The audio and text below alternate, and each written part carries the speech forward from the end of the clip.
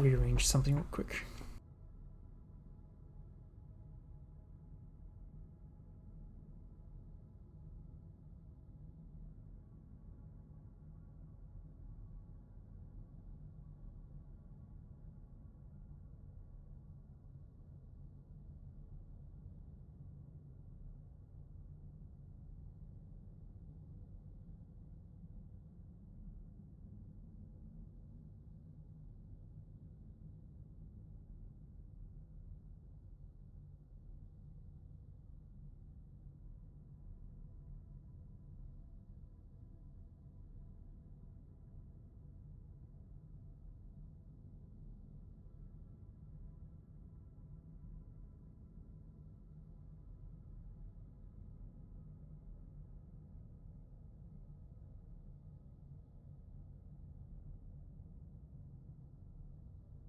Alright, there you go. Just went ahead and moved my mic a little bit.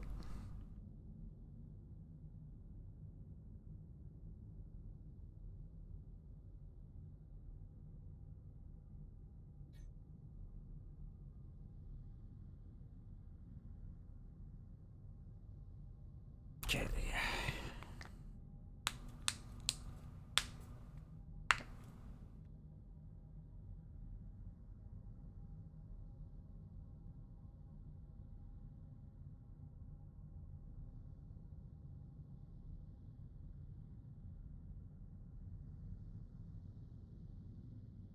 One thing I do not like is all this empty space here.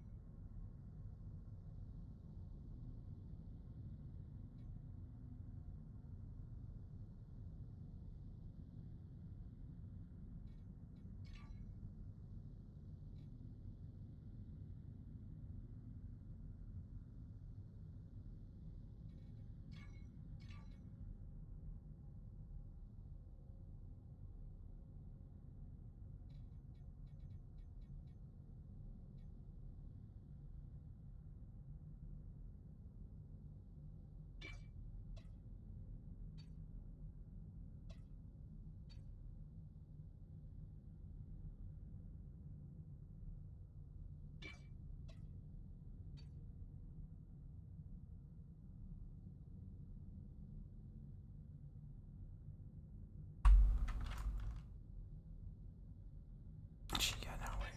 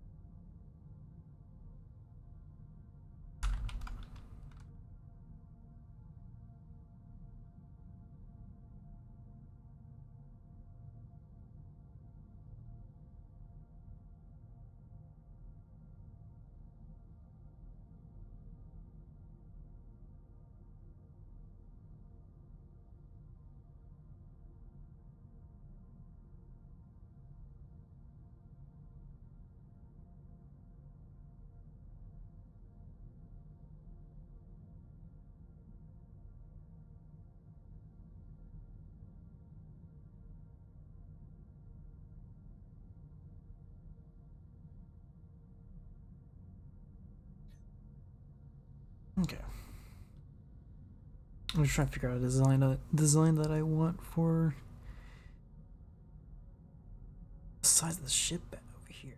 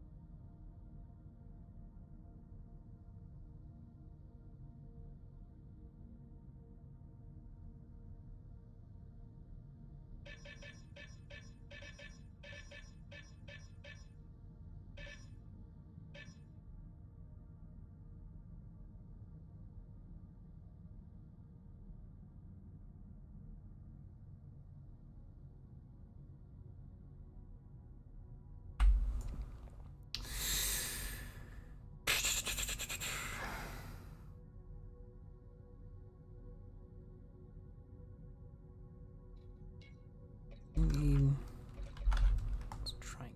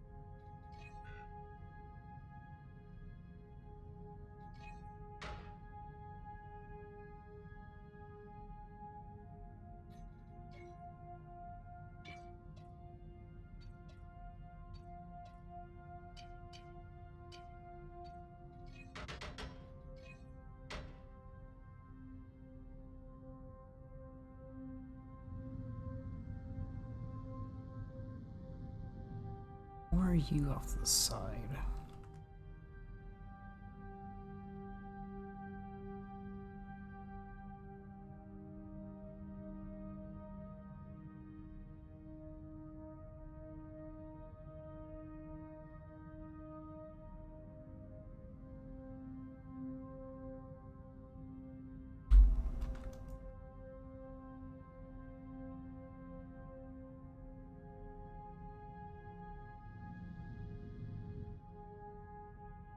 very confusing.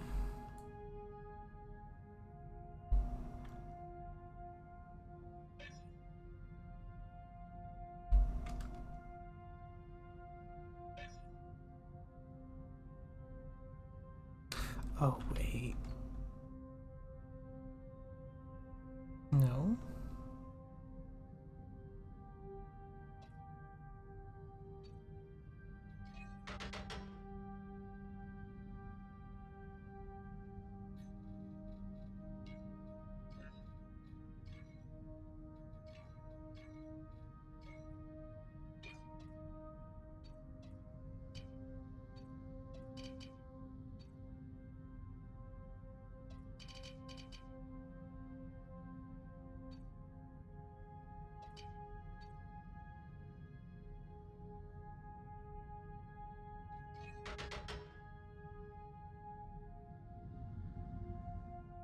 Now, of course, it's going to get lower. But at least it's getting closer forward.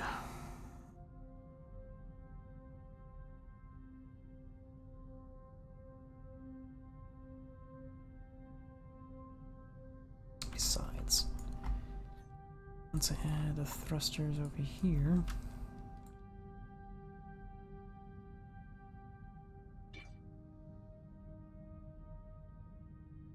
You know what? I'm not going to do this.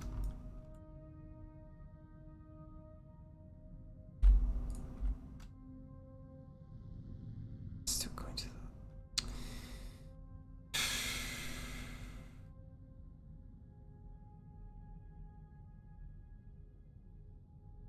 Oh, is it because of this?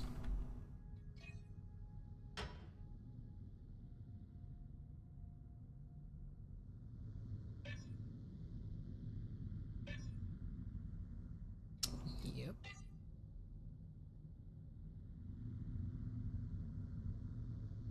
No, kinda.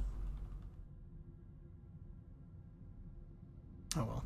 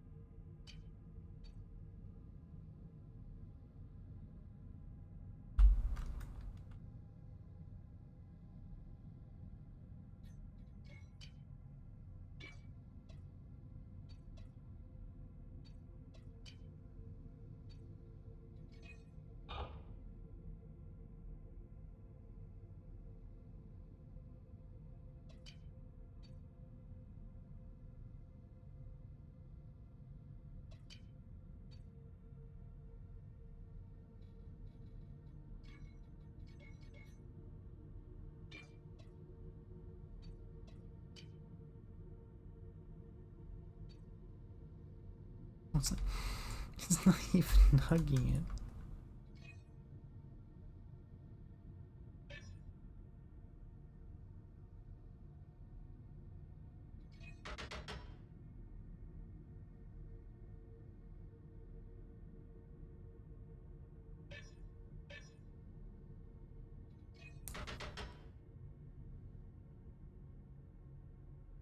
Does she pre-flash?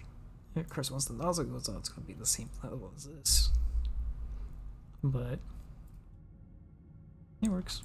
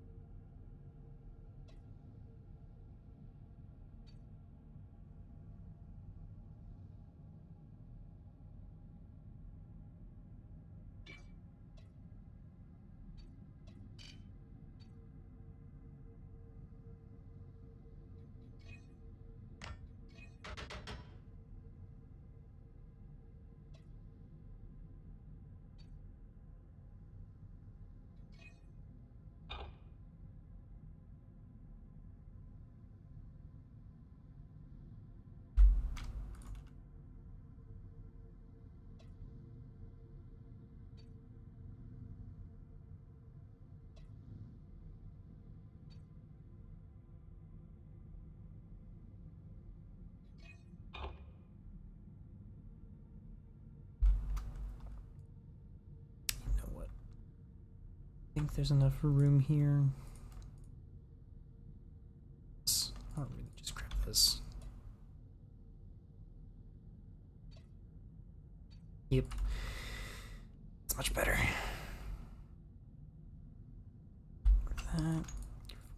Just a bit.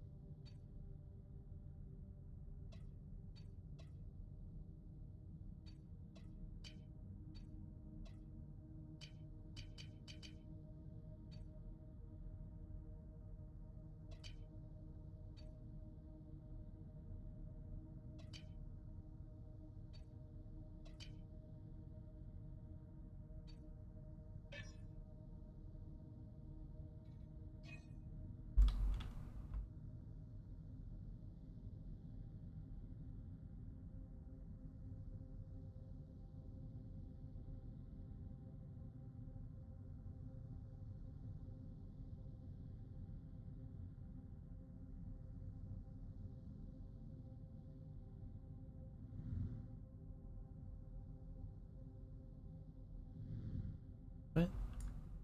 Sorry.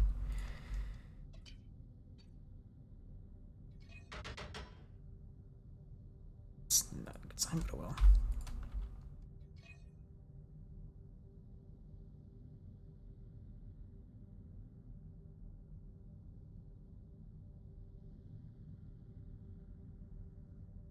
Oh, right.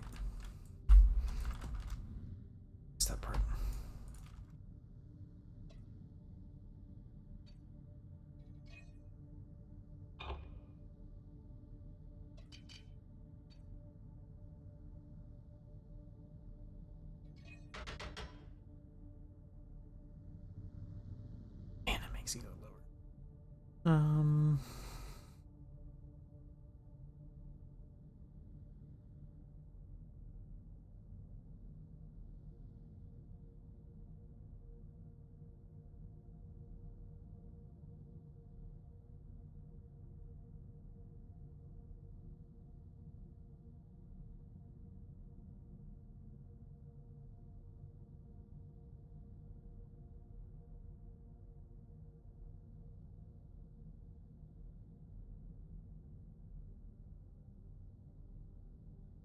Let's see.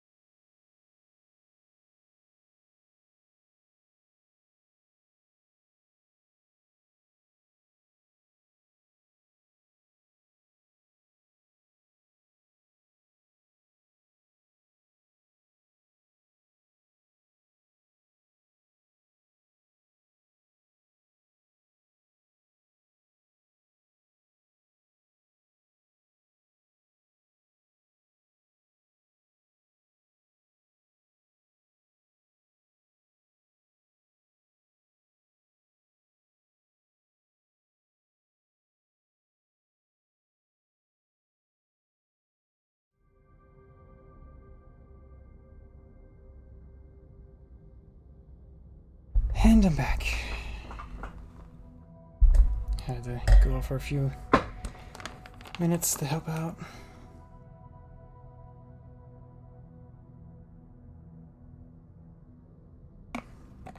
Help out in the lawn.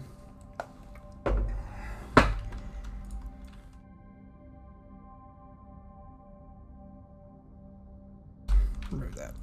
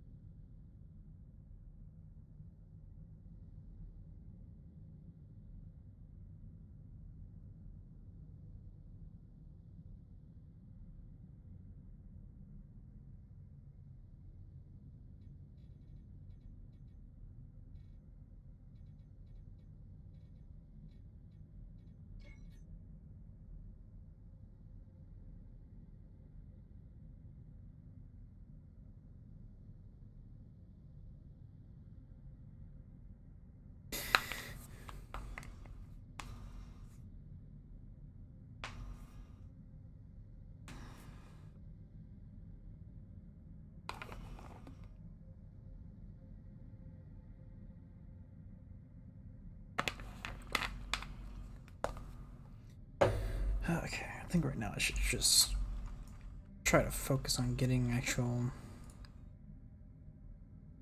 ship done. Instead of just focusing on making a control scheme over here.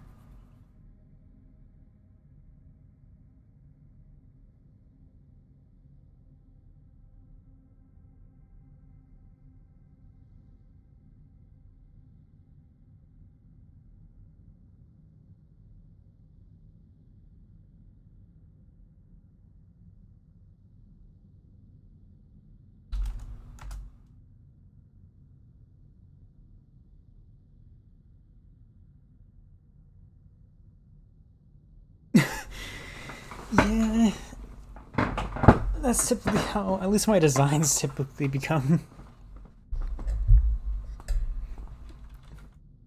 Whether I like it or not, it's gonna be complicated looking.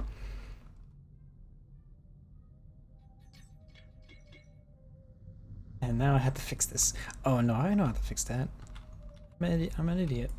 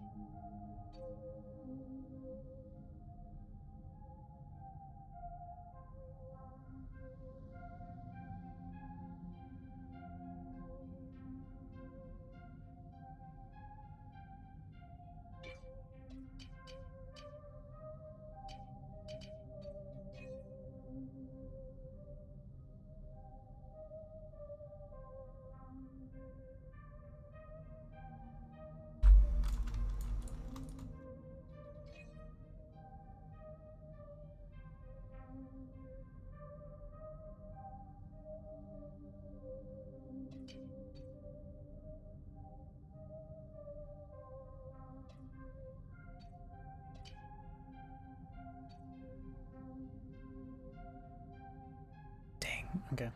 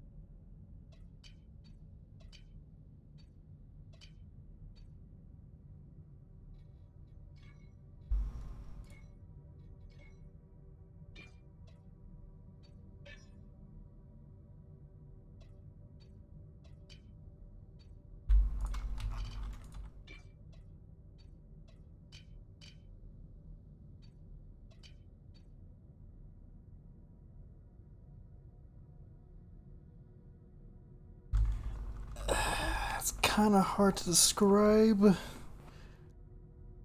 It's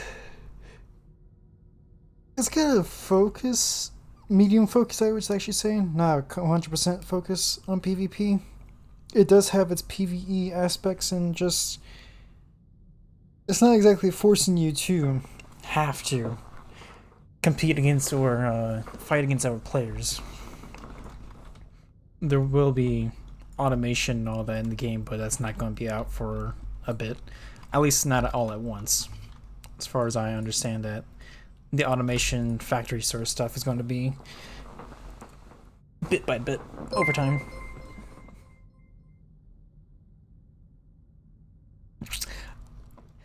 Oh yeah, it's okay. Getting raided by you again once again, Rectum.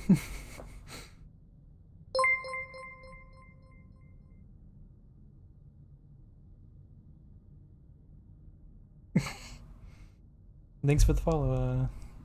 Names are all we take. Oh, I'm trying to work on my. Yes, best way to describe it is a dropship. It's personnel transport ship. Yeah, I don't have subs yet. Thanks for the follow, Luzum and Vengeance Gaming. Oh, I had to start from over here first. I had to redo the cockpit recently, so originally it was much wider and more blocky, but now I redid it, so I had to. There was an interior over here, but it's not here anymore. But this is, it can hold 12 people in here. Theoretically more if they wanted to stand up and all that, and pilot and the co-pilot right here for looking at the little chips and all that. But main thing I wanted to do was this ramp here, so I'm hoping this is the perfect height for a tripod. So the tripod would go right here, and then these are two different parts, and I can open this up for a gunner to shoot out with a tripod. Or of course when the ramp's actually down and everything. Okay, where's that?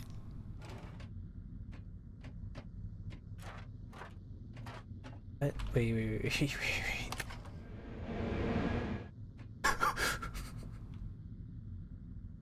So you see that little durability area over there? This ramp, which is all the way over here. Don't mind that. Even is that part? Oh, there's one more bolt. Oh, it's the plating. Okay. And then this right here was a hassle to make, but I made this little clamp here. No, this is. I've already done a ramp like this before. Well, not two-parted, but I've already done a ramp at a 45-degree angle. It's like slanted forward. There's something, and also just regular doors as well. There's just something off with hinges that just breaks things on the other side of a ship. Oh yeah, heavily inspired by the Pelican. Originally I was going to make a 1-to-1 replica, but once I tried to do the wings, I kind of gave up. Yeah, that's what exploded. But like, I don't know what's up with hinges, but somehow they just break things on the other side of the ship. But I added this here. This is not going to be usable for what it's meant to be, or like a while, because this is supposed to be, of course, to hold on to scout crafts, like take it out around, hopefully terrain vehicles as well. But well, I mean, the wings are good just because the more spread out the thrusters are, the better turning you get. So I do want to have it to have pretty decent turning. So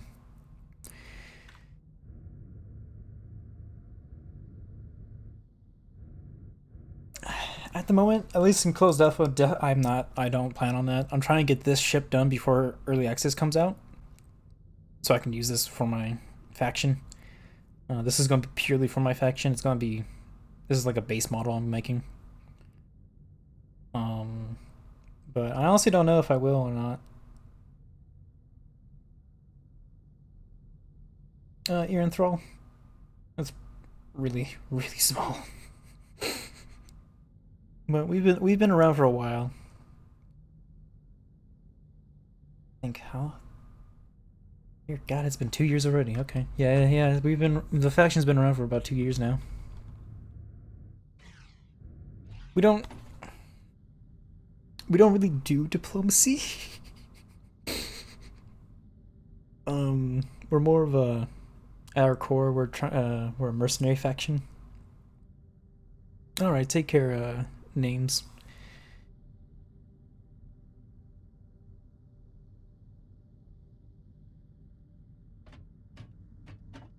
Oh yeah, I also did this little refuel hatch right here,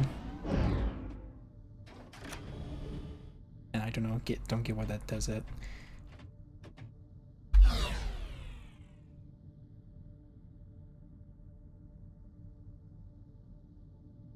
No, the name of the factions is Earenthrall.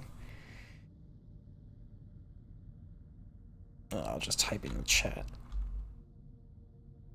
how it's spelled.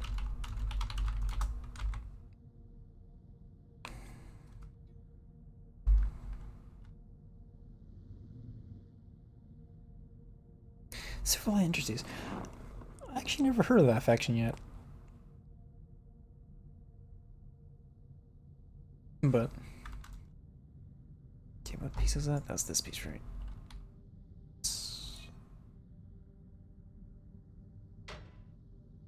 Then again, I have. It's kind of expected when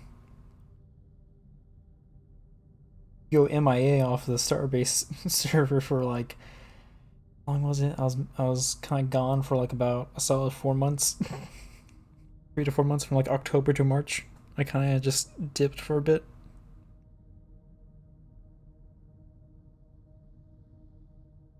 Like a lot of the factions I used to know were around or gone or just silence.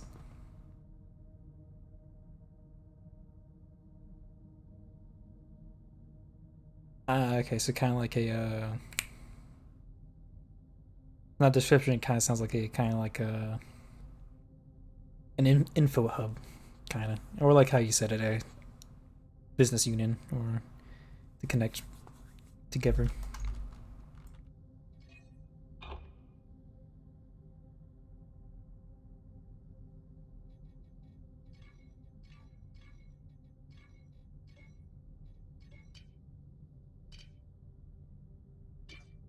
Yeah, that fits perfectly. I don't like that. It's too perfect.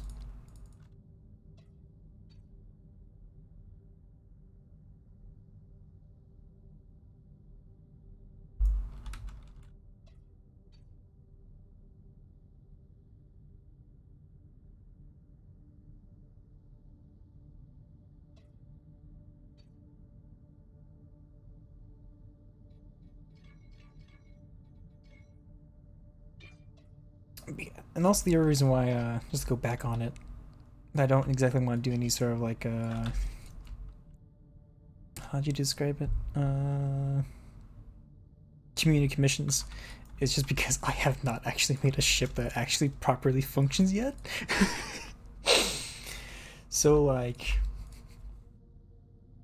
sure, you can have a very cool looking ship, but whether or not it actually flies is another question.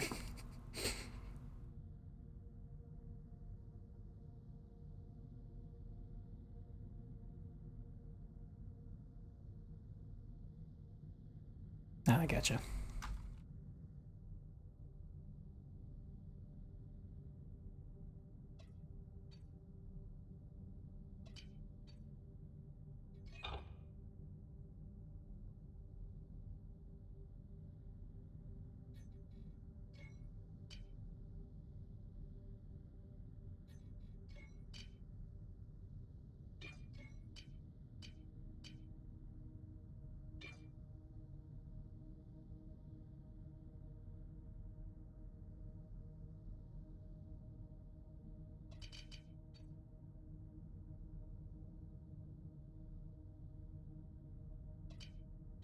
Oh yeah, this ship has already been worked on for I think a week now. Oh, not a week now.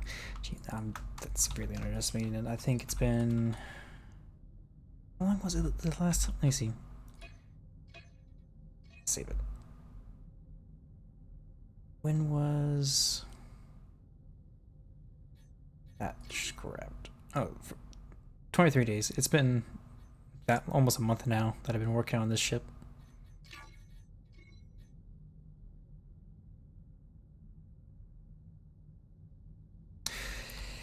Yeah. That's why it took this one. It took me a month to get this mega hauler right here done. And as it says right here, this is the same. These are the same ship. I gave it a name and everything, but the problem is I discontinued it because it's too chonky. You can't not fly at even 30 meters per second using the velocity calculator from ISAN.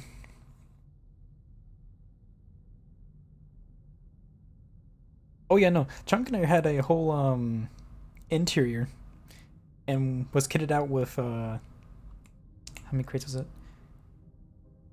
500 ore crates. But the problem was just that I couldn't go in fast enough.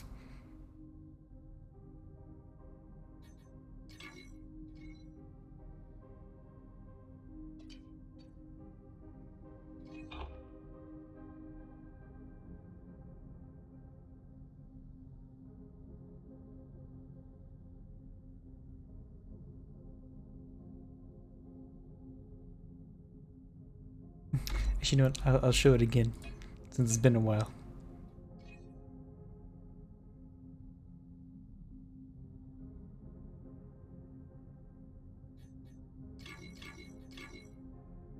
It's going to take a minute. Also, it might lag a lot, so.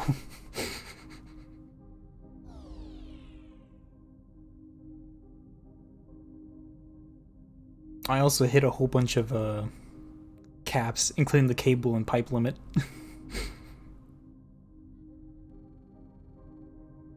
Okay. I can't. Okay, I thought for a second it was not going to respond. Oh, okay. I'm only getting 40 FPS on this. See, yeah, I didn't even get. I still had to plate the exterior, and I reached the object limit.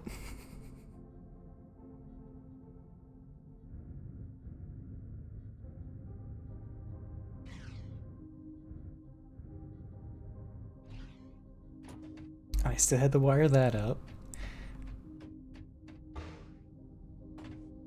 Oh, I don't have a fuel cell in there? Wait a minute.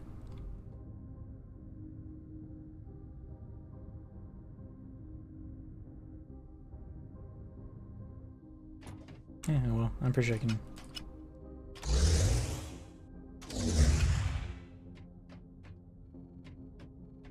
Did I see it? 1 second.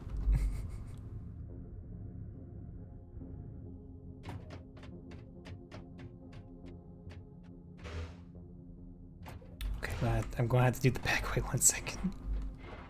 I'm going to have to go for the maintenance tunnel.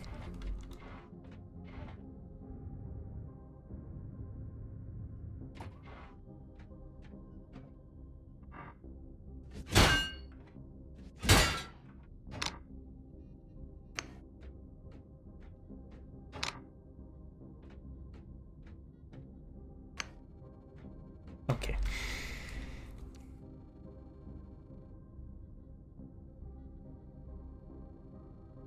Oh, I see. See, this was the interior of the Chunkinator.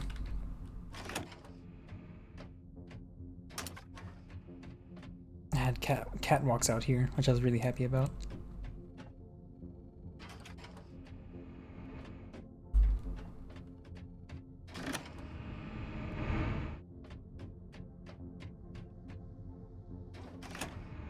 So, generator room, and I really wish we had proper, like, little smaller versions of the text thing. I forget what they're called. Text pads. But for now, I'm just using these progress bars as kind of labels for rooms. Like, I still have to fix this up right here, which this is going to be like a control area for the generators.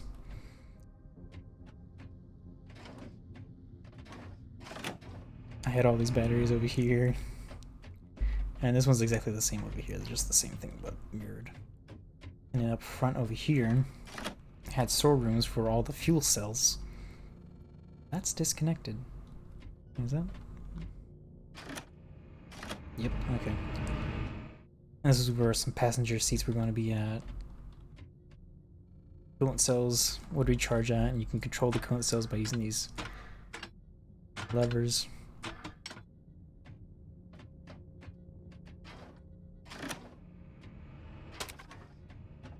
And then I had this. Okay, where's the button? I answer. I had this right here. This is my favorite thing about this whole thing. I am very much a person who likes as much information just shown off right there. Yeah. So like, this thing had how many again? 1, 2, 3, 10, 20, 34. This thing had 40 large propellant tanks. And then, of course, it had 8 fuel cells, fuel chambers. And then this is the main thing I love about this is that this is a master control for all the doors. So like, this is for the main door up in the front. These are for the airlocks. These are for those cargo rooms. And then these are for the cargo holds.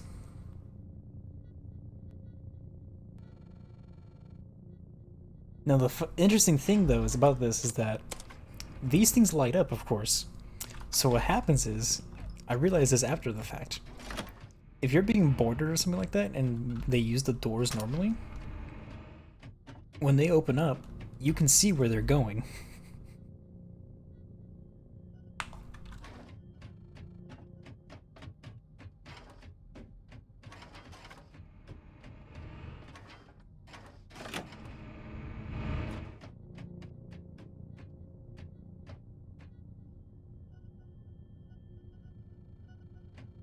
But what else? I had something planned on that one, but I don't remember. Also had these little designs here, little chips, and I had this rack here, which I'm typically doing whenever I have a ship that has the ISAN features with the destinations. That I'm just gonna have a disconnected. I ran out of parts, cables, pipes, objects, and realistically money. If I were to try to build this, I would not be able to get enough resources and money for this thing by the time early access comes out. At this current point in time.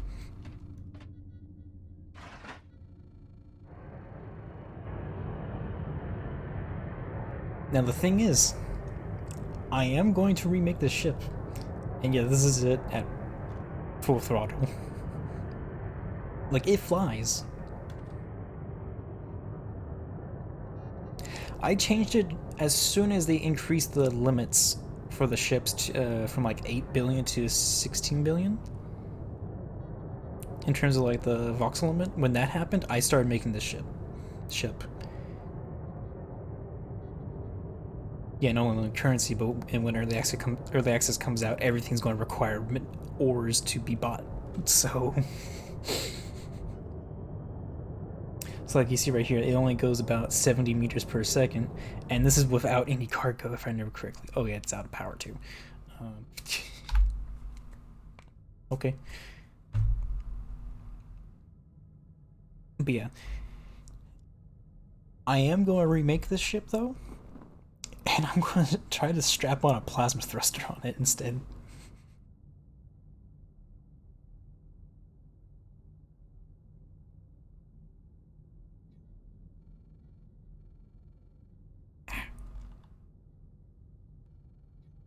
Do I have virtual mass on these things?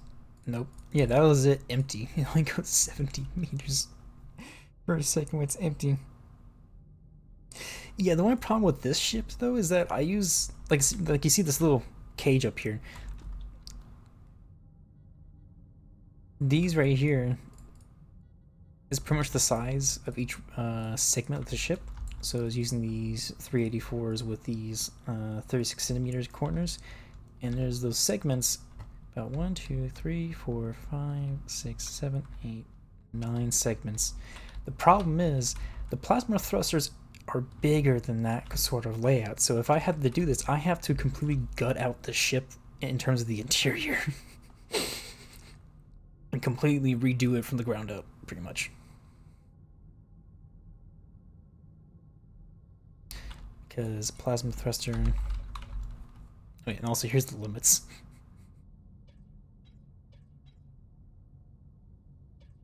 Slap that right there. If you just take a regular plasma thruster, the prefab, if it would spin. Oh, and that's the other thing. Just because of how big it is.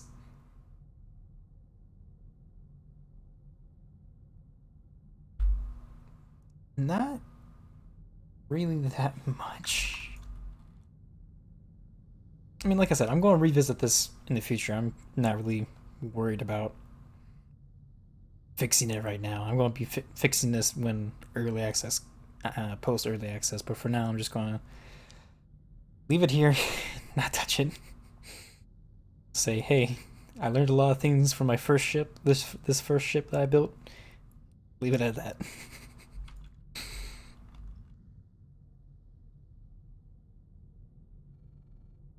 Because I definitely learned a lot. Yeah, it's not like I'm going to completely disassemble it. It's just that for the plasma thruster to really fit there and stay this size, because I'm already at that object limit right there.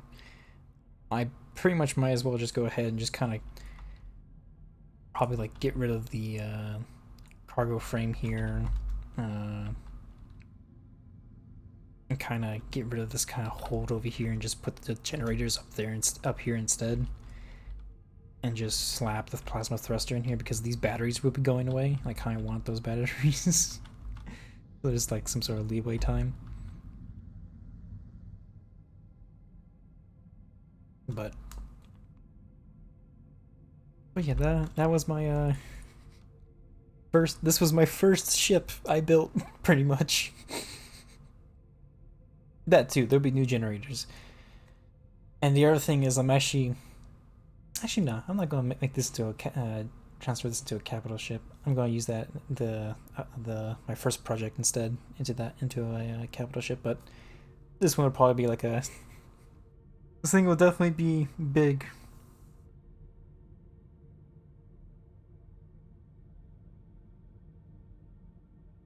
Honestly, no, because the reason why I have it like that is just I don't get it.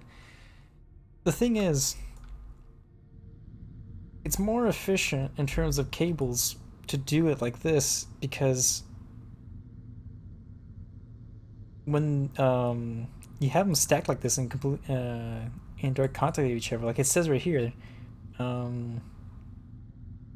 connects to other adjacent batteries and can share a single power connection with them. All I have to do is just connect to one of these batteries and it gets the whole pillar done.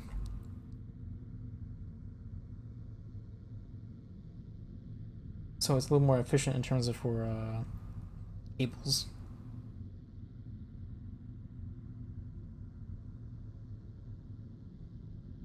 Yeah. Also, just to let you know, Razor Wire. I don't know why. Yeah. But the destruction inside of Origin Starship Creator is different from the one in like the PvP stations. So like, if I just break one of these, it's just gonna be that one. There's no collateral damage, so I can't really test that in this station. And I really do not have any sort of like enthusiasm to just go to another station to go do it.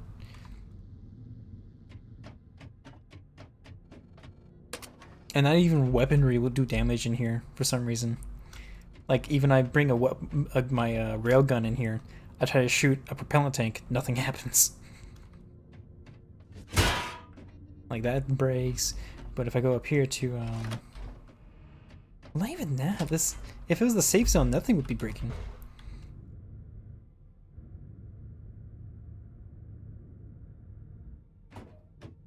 And like the large propellant tanks, if I punch it, nothing happens.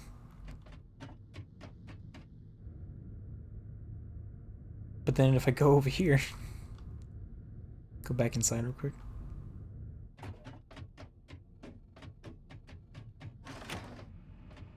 Gens.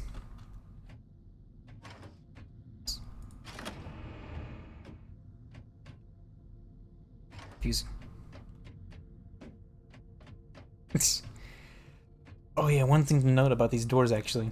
This is one thing there's multiple reasons why they're these well, I guess the term, would the term be butterfly doors? I don't know.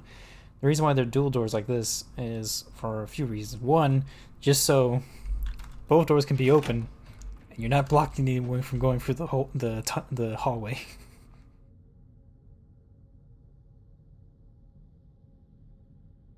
Yeah, that's probably it.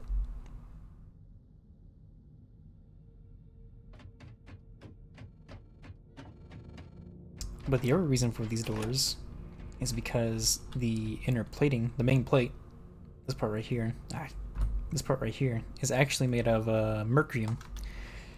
And so you can use this for cover against most small arms, and it won't break. Most weaponry cannot break through mercurium. Or handheld weaponry, I should say.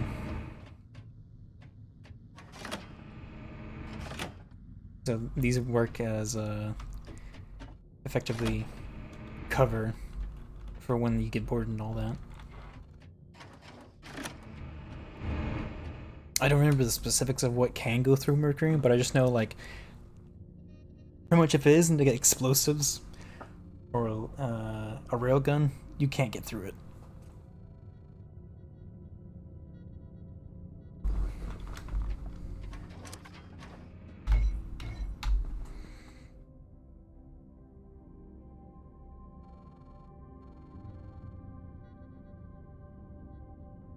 I mean, realistically, that hallway is perfect for a Reaper cannon. At least depending on how exactly if it has like a cone of damage or not.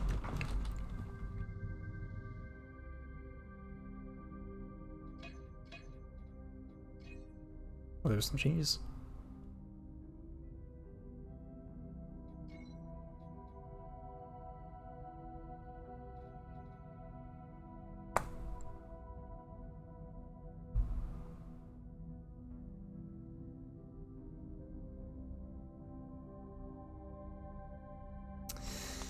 Waiting and waiting. Oh wait, I need to put this in.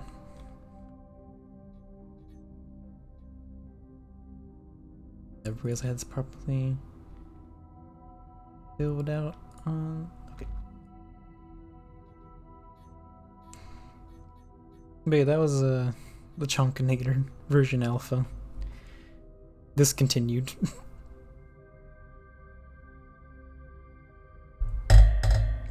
Oh. I've had a few other ones, but this one's discontinued. Completely scrapped. That one's scrapped.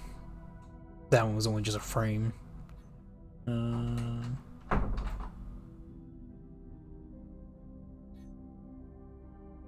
mean, it's over my favorite.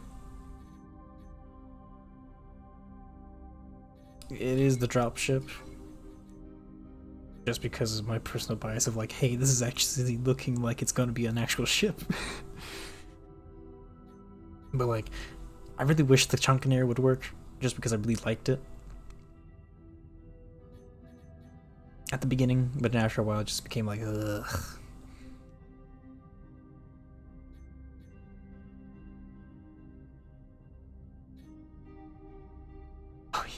And I'm really bad at making names. Like, that's why I put a dropship as 11112. I just literally just smashed my keyboard pretty much and just put in a random name. There's no sort of code or anything for that. It's just literally just me pressing 11112 and just calling it a day.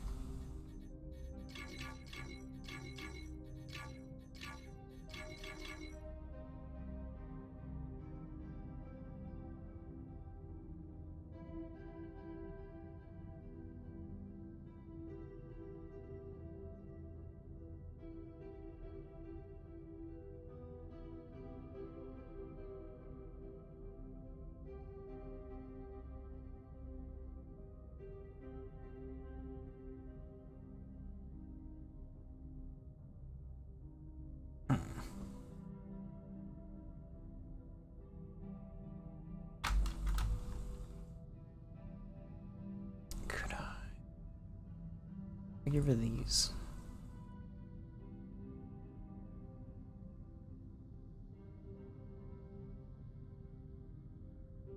Oh yeah, there's so many things here that I'm super confused how I got away with.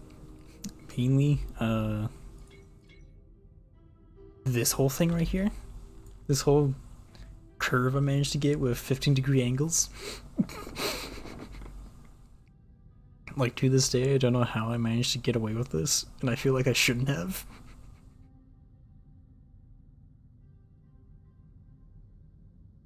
Because so far, it's this, and yeah, Rectum should understand. Yeah, you probably understand my enjoyment, my absolute pleasure when this actually came together, Rectum. Like, I just did it like, wait, what? Wait, does this actually work? Now, granted, it is a little scuffed. Like, you can kind of see right there where it's kind of raised up, and that has made a few hiccups up here when I tried to paste it up here. But you can easily fix that. So like, so far that and this whole angle I have here with these 45s going upwards like this. Yeah, good enough. And this sort of angle here was actually from my previous ship. Polar Mark 0. Which this one's actually this one's technically complete. It's just that I don't have the enthusiasm to go out into the belt and mine with my little rinky-dink ship I have.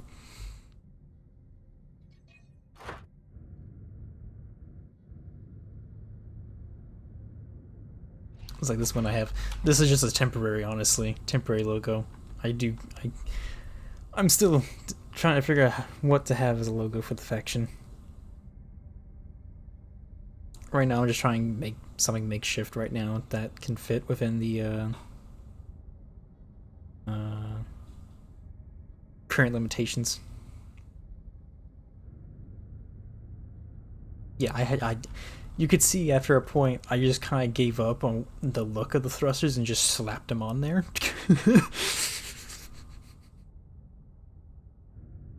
Because originally it was just going to be from here, this little triangle here, all the way through here with these triangles, and that was supposed to be it. And then I just had to slap more and more thrusters on here. I'm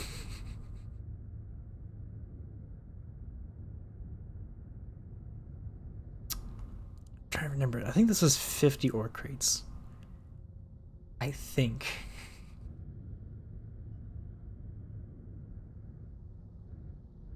Oh, yeah, and the sad thing is it's barely enough.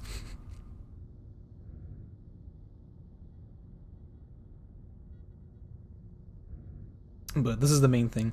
The 45-degree angle ramp, or 45-degree parts I had on the back of my transport ship, this is actually the ship that it came from, which is this ramp.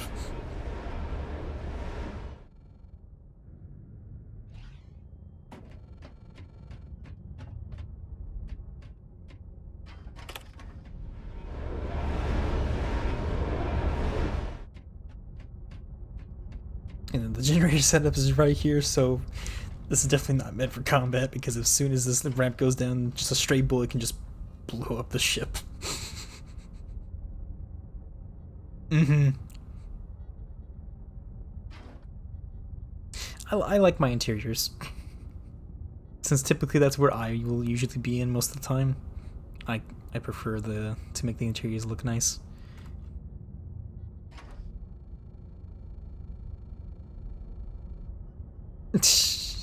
Now, this was one thing I was trying to make this setup right here, which I might revisit. I was showing them later, but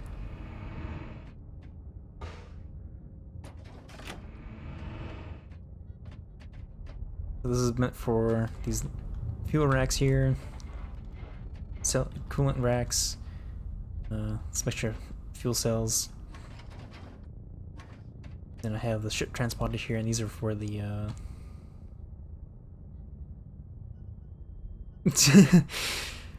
I mean, I'm excited for the. I have yet to touch stations,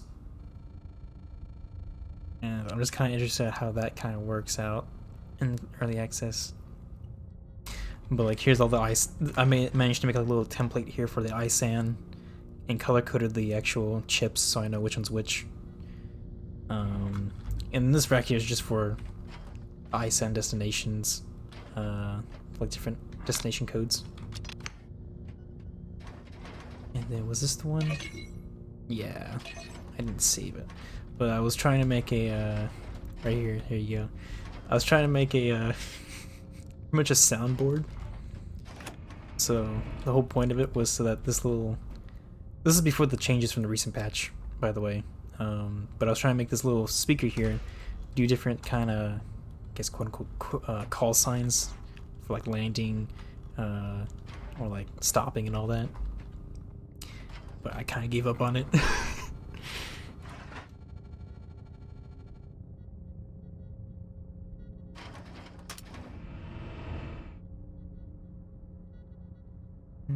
Switch that off.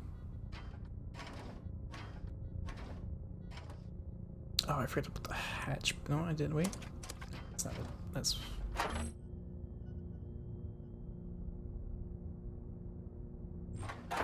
Here. That's the scanner. Okay.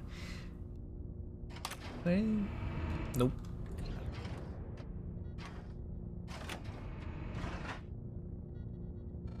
I forgot. I reset my. Yeah, ever since I figured this out, all my ships are having swivel chairs now. Yeah, this ship is fast though. And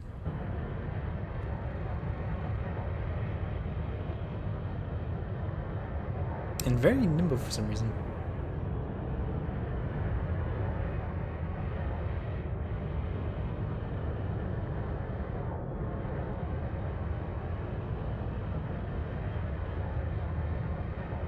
So let me just fly in a straight line real quick.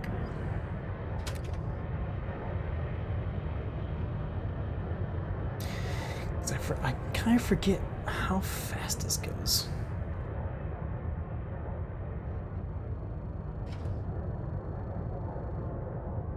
$100. Okay, it can go. Wait.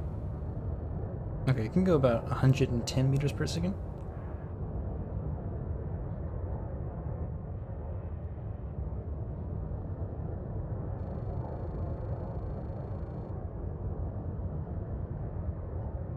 And of course, you can just kind of, okay, get off and just go around over places.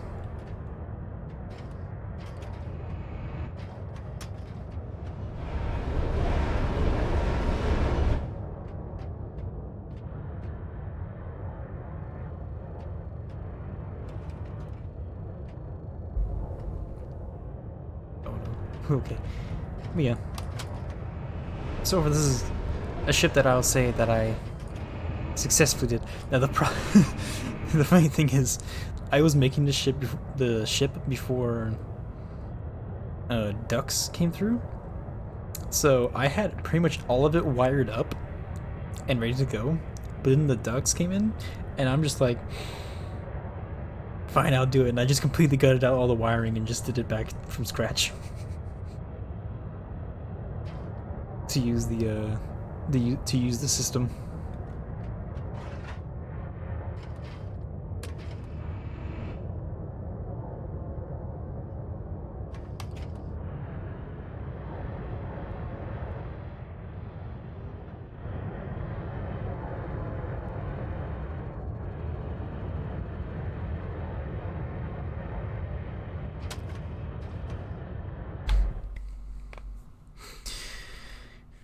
But yeah,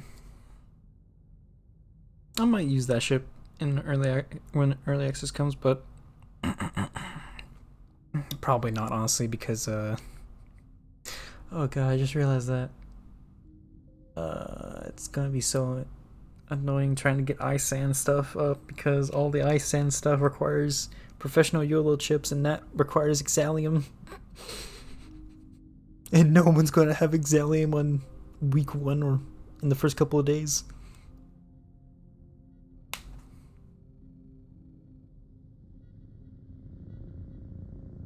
Since we won't be able to just buy buy the chips from the store for just straight credits.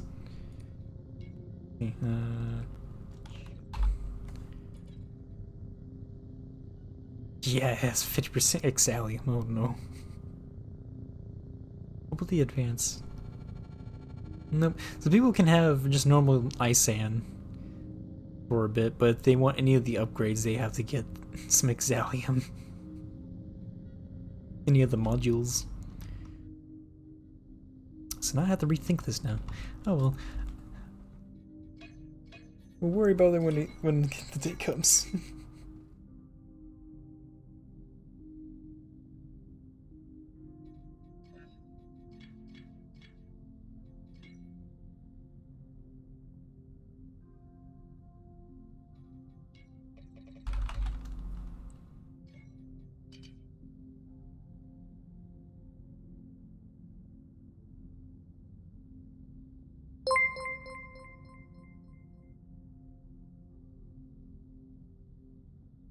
Oh, thank you, Patient Halo, for the follow. Yeah. I mean, we have what? 20 days? 19? Actually, wait a minute. Let me just look.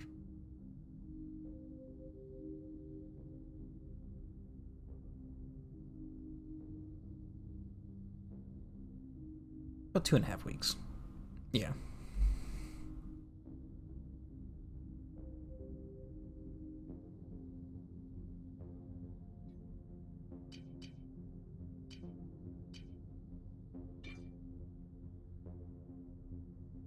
Huh. Oh, wait, that's sticking out. Never mind. I was hoping that would work.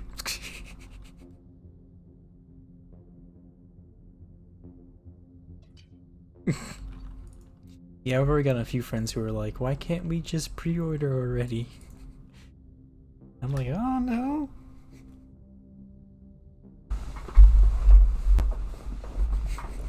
I just know that I'm just trying to make sure I keep the money on hand to try to get it as soon as possible.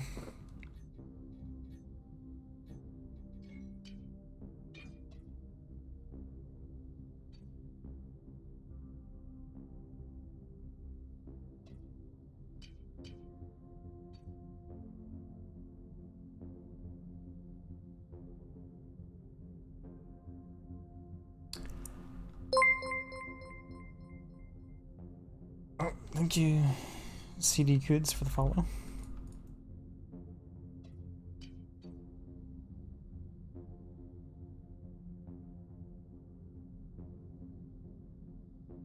Yeah. That's kind of the reasoning I gave to my friend. She's like, I'm pretty sure Frozen Byte understand the certain games or a certain game.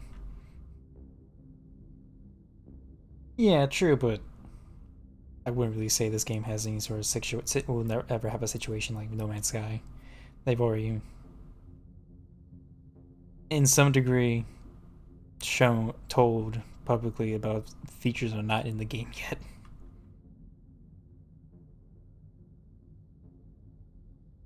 Yeah, that whole population count is kind of the thing that who exactly said it? I want to say Laurie, but at the same time, I don't exactly want to put words in his mouth.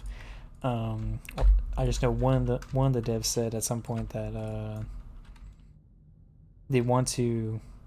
The reason why they're not doing like any big advertising or anything like that for the game is because they want to, for now, to have it be the dedicated fan base that have looked for this game to play the game in alpha, rather than having like the masses try to come in, trying to get the game, and then just kind of get all upset when the game is not what they thought it was, because it's not a full game yet.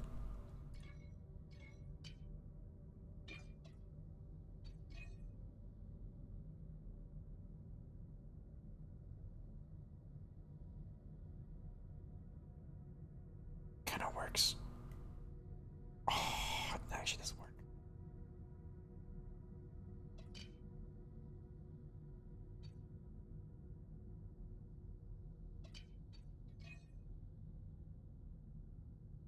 Yeah.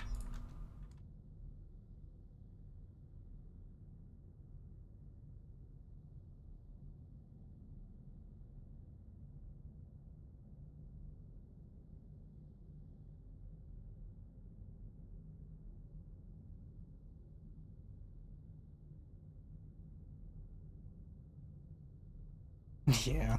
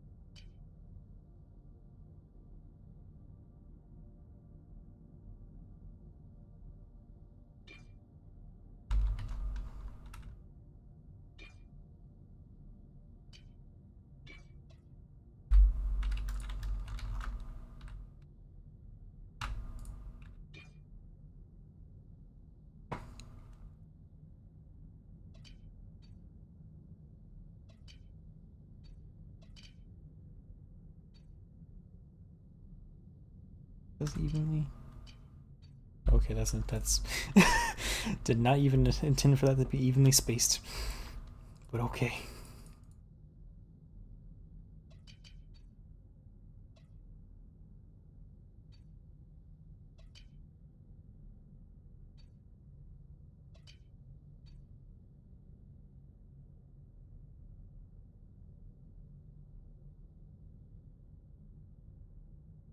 Yeah.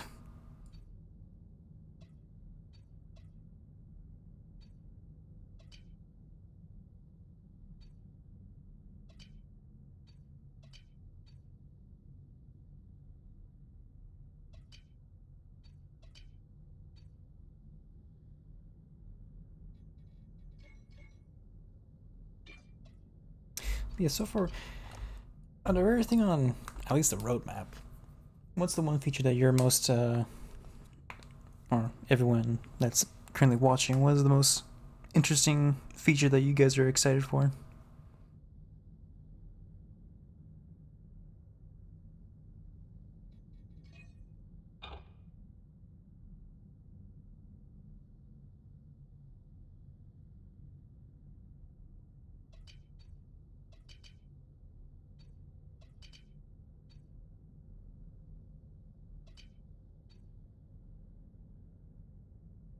Hmm. Yeah, I am kind of disappointed how they fly, but I'm not saying like I absolutely hate that they fly like that. Yeah, do not fly.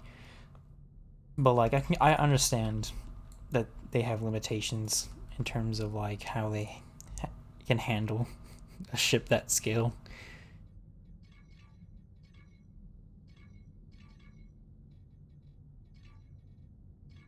I do kind of wish there was some sort of like a cruise function, but it is what it is.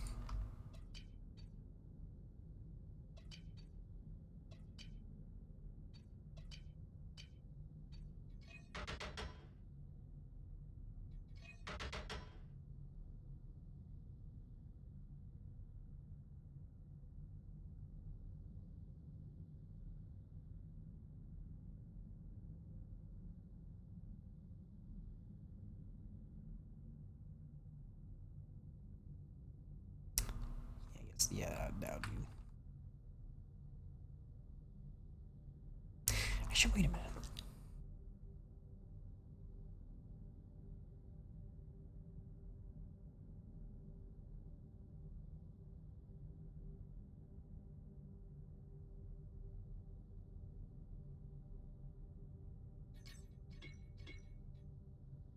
Gonna be lopsided.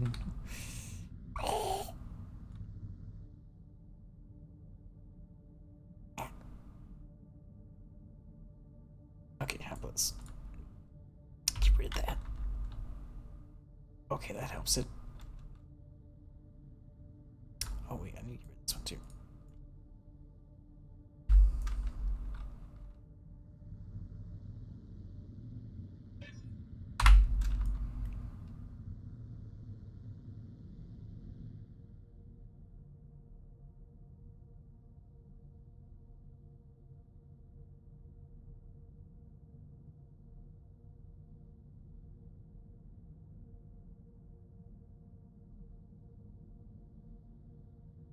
That's actually how it works right now, I could have sworn. I was always told, at least by Oob, in the server, that the way that they handle, yeah, it's kind of a mixture between peer-to-peer and server-based. It's not purely peer-to-peer or purely server-based. Yeah, I could have sworn at least. I can I can double check later to try to clarify or something like that. But I remember at least Oop explained to me like 2 or 3 times because I keep forgetting that it is a peer-to-peer. It's some sort of combination. It's not just peer-to-peer only.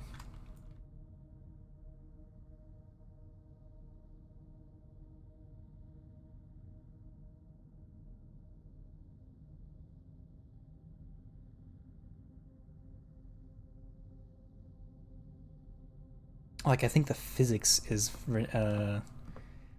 collisions and all that is run by servers.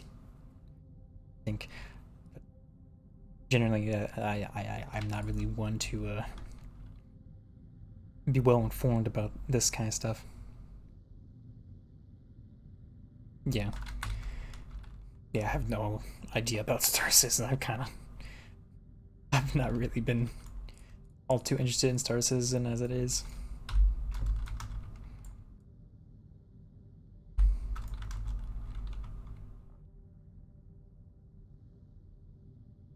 I should really say I don't follow Star Citizen.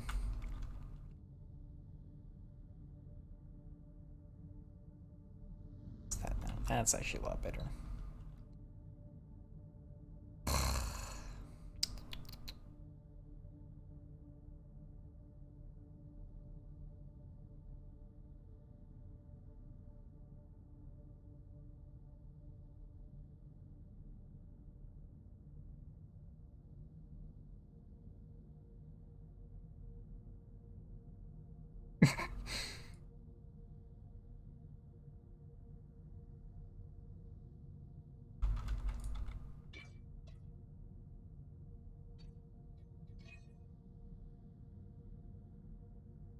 Oop, not that part.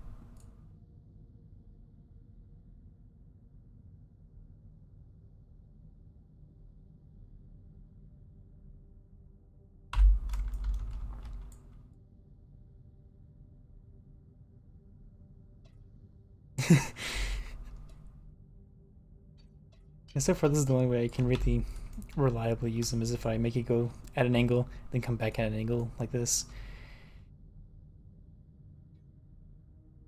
I just wish I could do more like this, where I have it angled, like these thruster pods, but the problem is that the way I did that is just that they're only connected by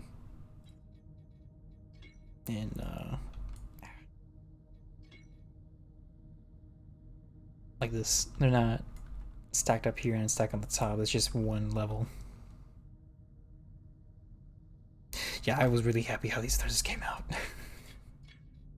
And how I was, because honestly, this part right here is really where it kind of shows the Pelican vibes. It's just this thruster on the back. These thrusters in the back. I'm not exactly keen on trying to put the wings back here.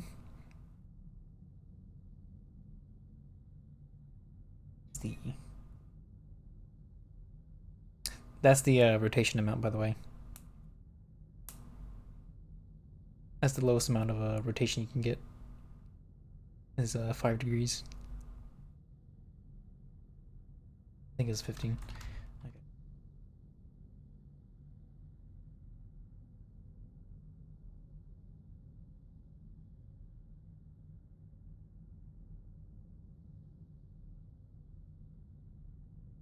Well, wings help, at least with a lot of people who tested it out.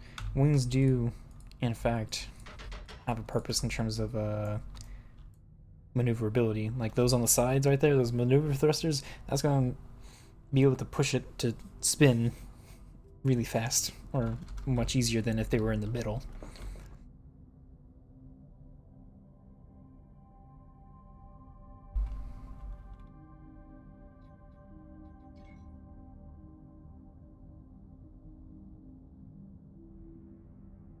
No, so far I can tell it's increments of 5.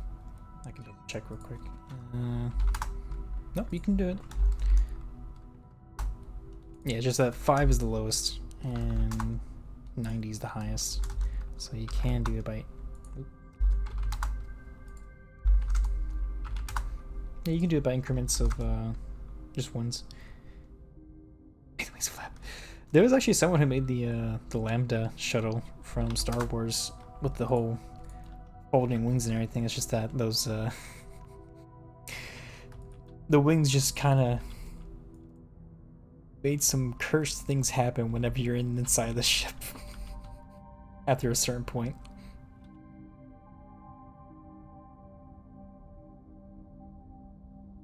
But anyways, there is hope for stuff like that though, because they've already said that the systems they have for rails I wouldn't say perpetual motion, but just that wings go down, the entire ship does pretty much a backflip.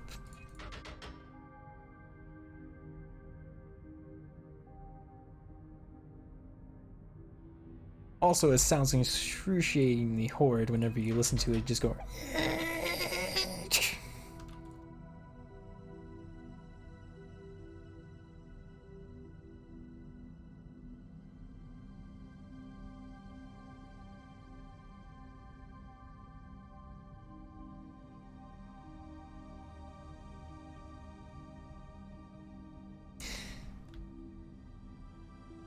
Yeah, just wrong direction.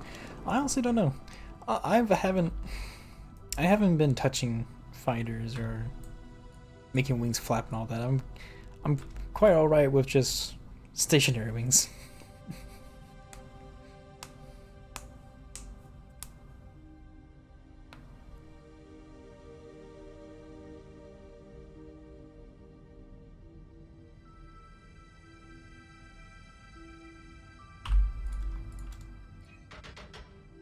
Even okay. So close. For sure once I get more weight on here. So let's see. So I got that. Ooh. That.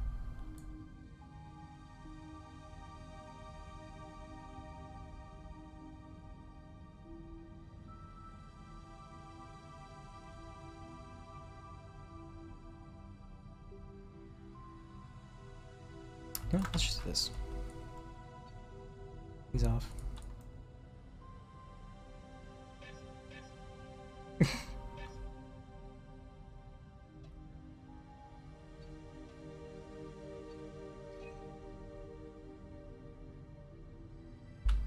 Oh, right, I forgot I had these here.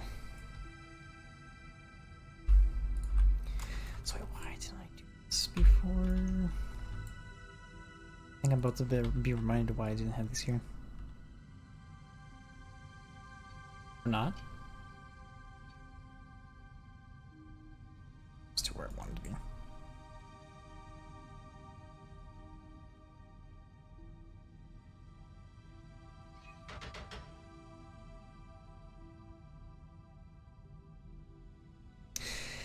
Yeah, I wish that too. I want my VTOLs. But it is what it is. Or should I say I want my aesthetically pleasing VTOLs with them. With that.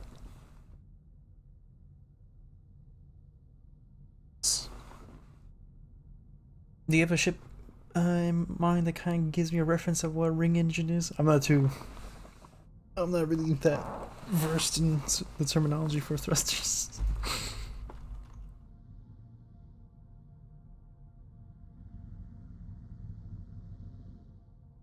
It's a combination of power transfer and how the thrusters are hard coded into the game. You just can't really.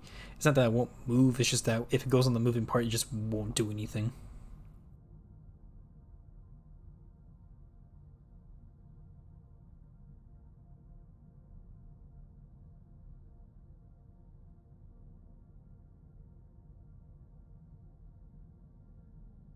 Gat. I'm way of. I already tried that. And I find that amusing to me. Yeah, I already did that. Even with the whole thing of Slave 1 in mind. I can actually go grab it real quick. It might be MCU, but I think it's mostly due to how thrusters connect to a ship, because the only way that a ship is recognized as a ship is when you have a thruster, a hardpoint, and a beam connection. If it's not connected through a hardpoint onto a beam, it's not considered a ship.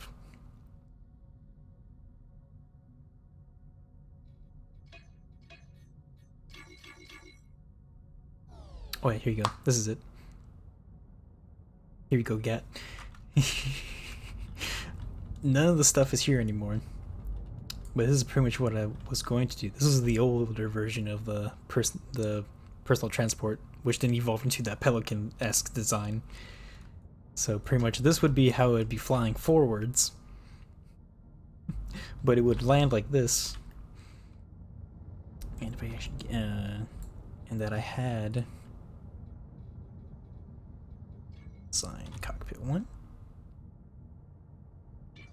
I was going to try to use rails, then I used sliders. Still was not possible. So the chair would of course be like this during flight.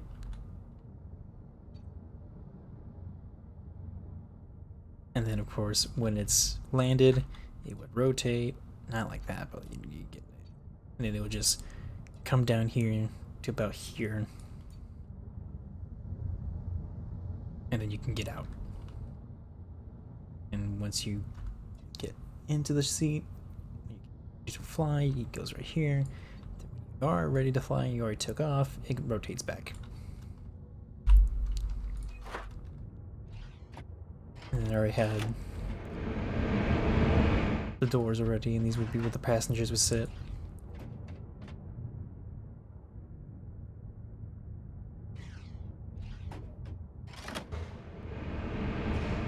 But I gave up on it because using rails and then trying to use sliders instead and turntables and all that, it just, until they actually rework, like they said they're going to rework the rail system on ships, I'm just not going to be touching this sort of design idea till then.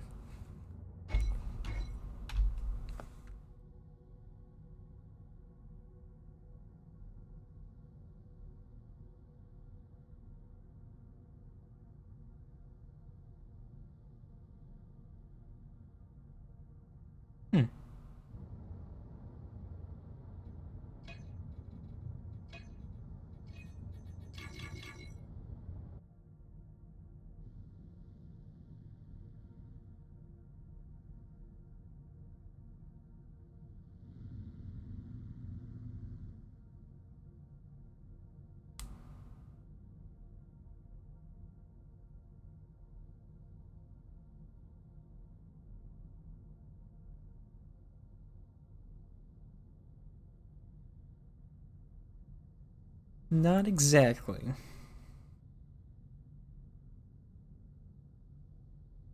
Because the way I understand it and how it's been explained to me, if you have them at a 45-degree angle like that, like for instance,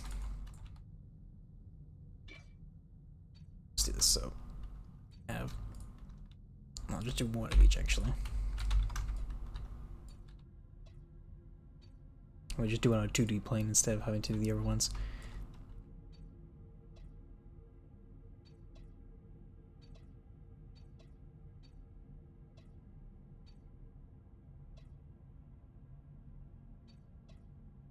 So using this kind of way, where it's just quote unquote the blocky way, each of these thrusters, whenever you turn left, tilt down, tilt up, right, it'll be using the thruster at 100% of its thrust power. So you would use the full amount of thrust for the amount of propellant and power you put into it. However, once you rotate like this, or even a little bit, you actually bring the amount of thrust efficiency down. That's how I've been explained it. So once you get it to this point, the 45-degree angle, that's actually kind of the most inefficient that they get. I mean, true, you use less thrusters because then you can have so when you turn, it'll engage both these thrusters. If you go down, it engages both these thrusters because it spreads out the amount of thrust power between them. But the problem is you're still using the same amount of power all around if you're using it like this.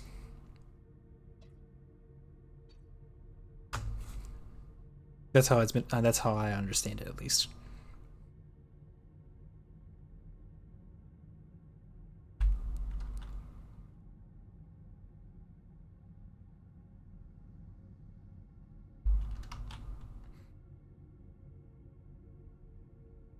Yeah, I'm not focusing on the thrust power. I'm focusing on the fact that they're still using this. They're still consuming the same amount of energy and propellant per second. But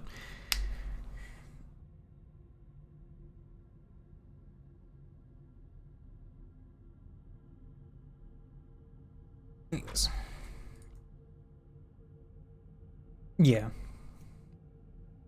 And the MFU, no, the flight computer. I'm just going to call it flight computer instead of the acronym. Pretty much lowers the thrust. No, it doesn't. I don't think it calculates like that. I think it just it calculates. It spreads out the thrust to where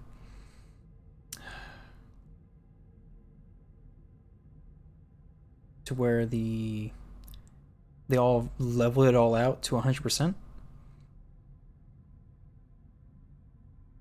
As far as I understand it, it can't go beyond 100% thrust efficiency. It spreads it out completely. The way I kind of know that in a way is because when I one of my older ships that I showed off, whenever I have full throttle on the thing, the triangle thrusters, or at the very least, the middle ones weren't doing the same amount of thrust as the outer ones. They were kind of distributed in a different way, and those were kind of some of the ones that were like angled. It's like the angled ones that were in the inside were not doing the same amount. Yeah, it smooths it out.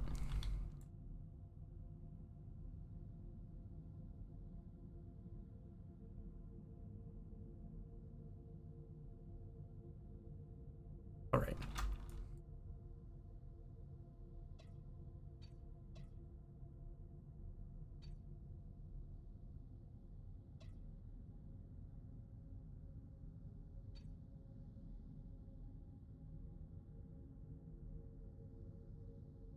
Mm-hmm.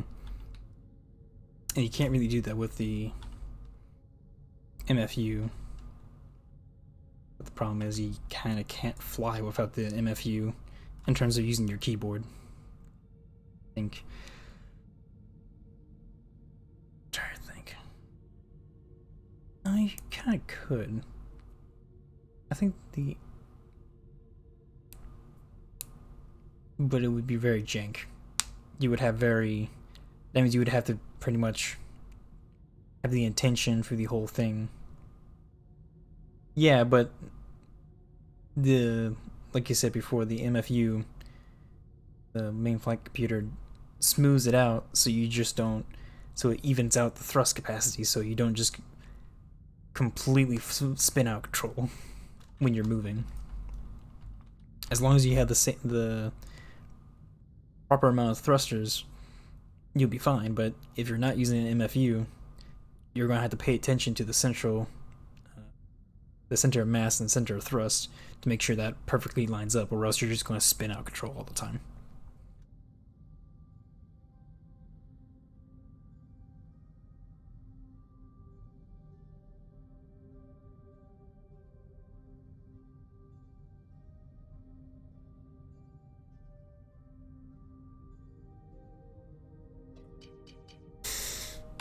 I can't do that. You're watching a crazy man try to build a ship.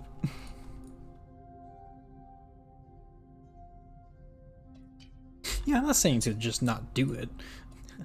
I'm definitely the kind I would just definitely say to try to push things to see how it would work. For God's sakes, you're talking about the person who wants to make mechs at some point, but I am waiting for proper support for that. Yeah, this is Starbase. The game. Not the location. Not the locations in Texas.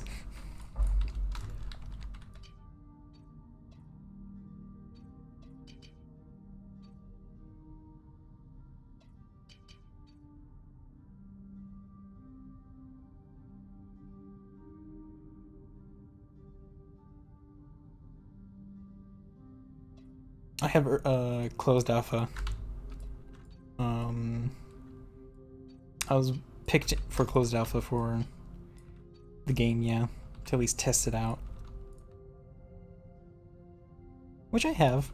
I have already encountered quite a few bugs that I've sent reports for.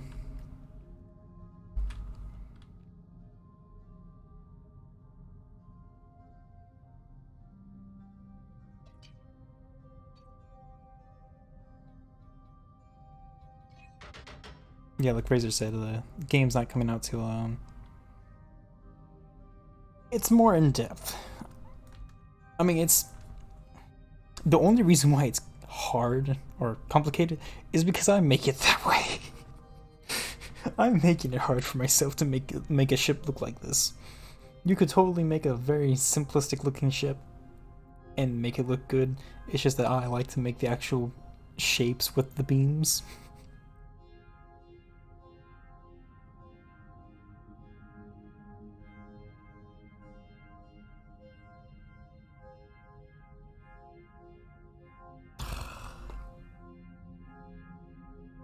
Yeah, this UI is just for building, and you can fully customize it. These are just like little windows you can drag around and resize.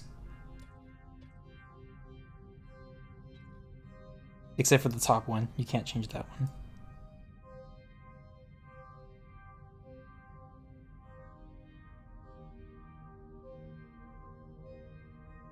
True.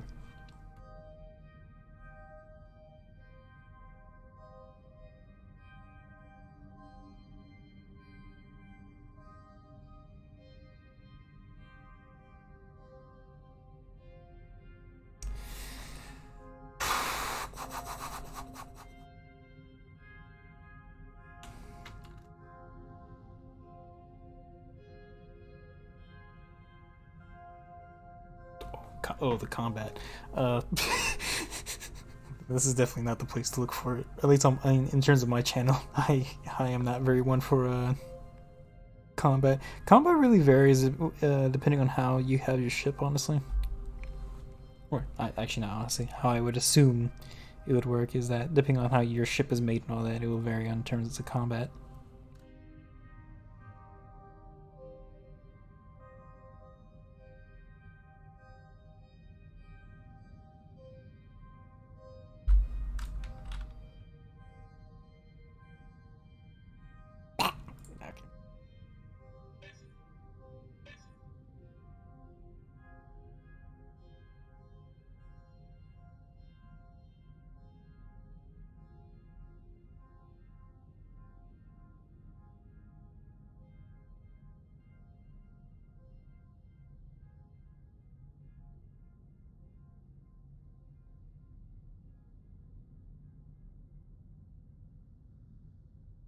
Because I've had the... No, I can't put that in there.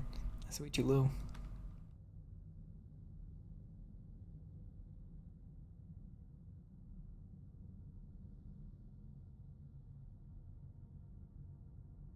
Okay, those are fine. That has to go.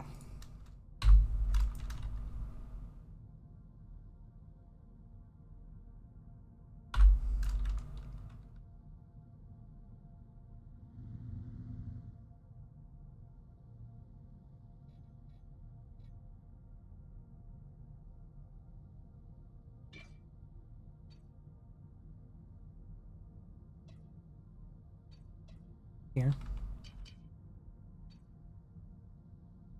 But I can't put it back here. I mean, so far, I'm brutally honest. It's alright. It's promising, but it definitely needs work.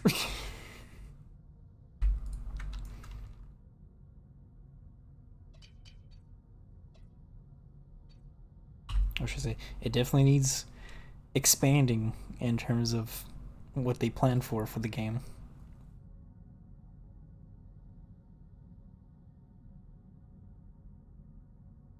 Wait a minute. Can't do that.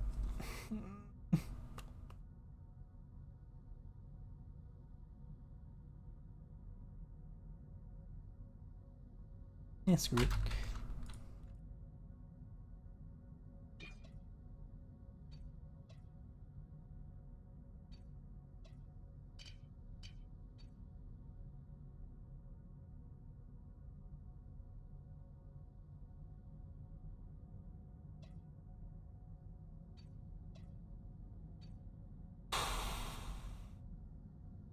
Trying to think about that one.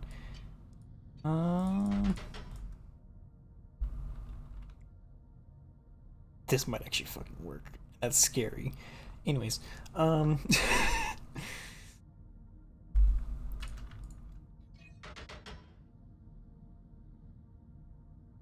that's gonna be a nightmare to wait. Fuck.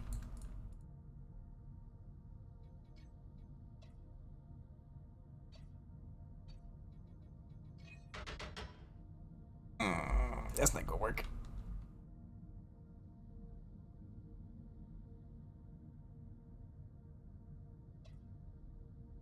Come up there. Possibly. We'll leave it there. And then I'm gonna have to put one here. Trying to think. Because I do remember everything off the roadmap. I guess really the only thing I...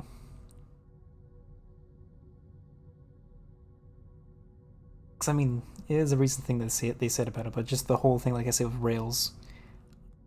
I do want them, at this some point, have better support for the Rails in terms of using them on ships.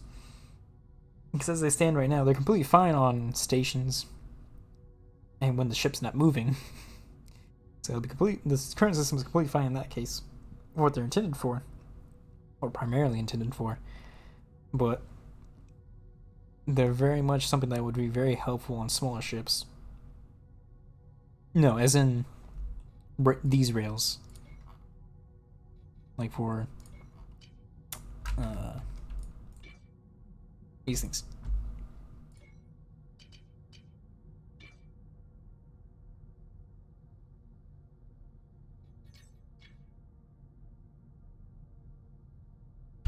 Because they said that the current version of them on ships, at least in terms of how they operate, is definitely a legacy. Are definitely legacy.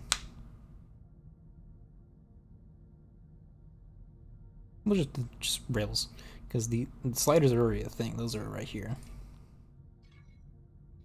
We already got sliders here in different variants, which these are more stable than the rails,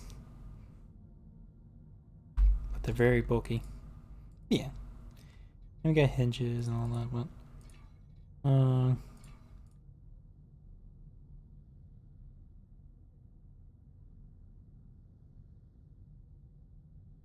yeah, generally that's what I really want to want them to kind of work on. Of course, not primarily. Definitely other things I think they should work on primarily that are on the not that fast. Just because there's no way to control the torch. Can't. So if you have a lot of weight on it, it's going to spin very slowly.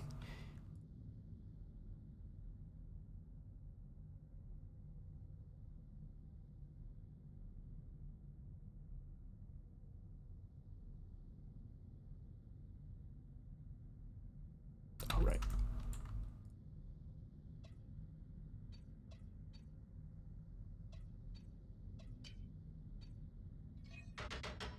So I'm just going to double check the roadmap for one thing. Because there's one thing I really want, and I'm not sure if they've already said it or not in the roadmap.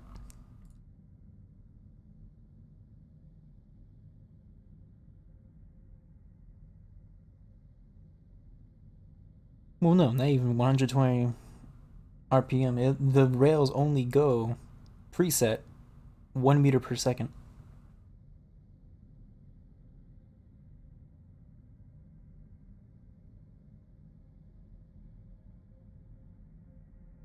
And you can't. I would assume turntables would be the same thing.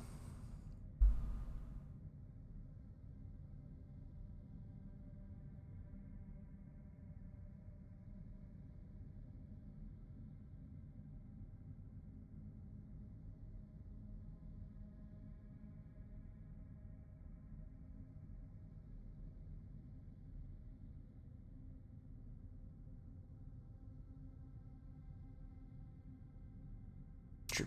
I don't know the specifics. I guess, but like that. I'm not sure if you were there, but when I was testing when I was showing off how the previous ship, the 50 crate hauler was, the speed that I turned on in my chair is how fast it goes.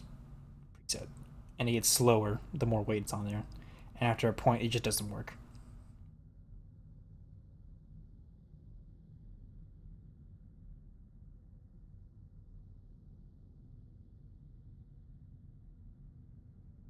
I'm looking through here. I don't think it's listed here, but the other thing is, I've been preaching, not preaching.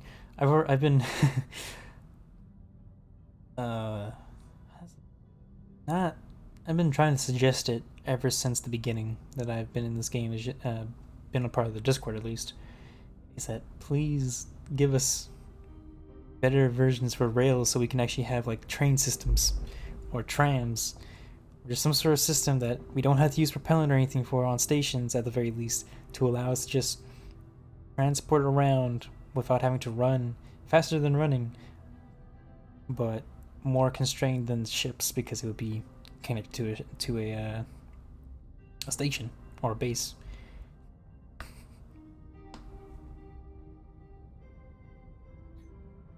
And of course, we'd use only electricity and not any propellant.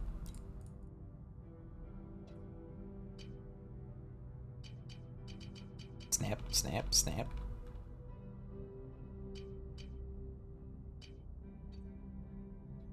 People have already made elevators with sliders, but it's just that it's very horrid looking at the very least. Why? Wait. Okay. I forget his name, just because of mainly because of how. Were these thrusters actually balanced? No, they were not. But someone did make an elevator.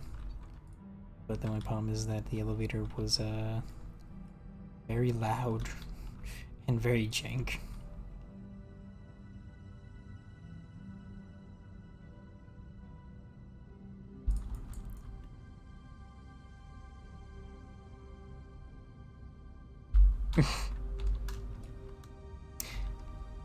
And the fact that it could just, the whole elevator can just explode if you use it during while the ship is flying. Generally, that's how you kind of have to look at the game. Is just that if it moves while the ship itself is moving with thrusters, it's probably going to explode.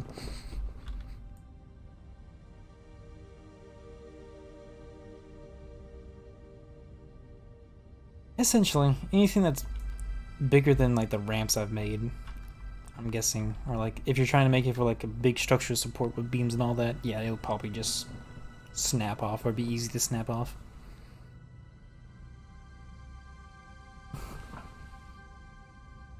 In the case of like, hey, you hit like these kind of wings, you hit the asteroid, you only took a little bit of the plating off and stuff like that.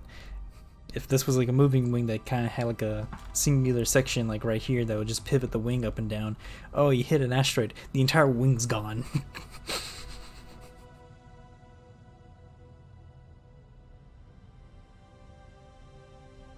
Because all the connection stress is on that turntable, so the whole thing's just going poof.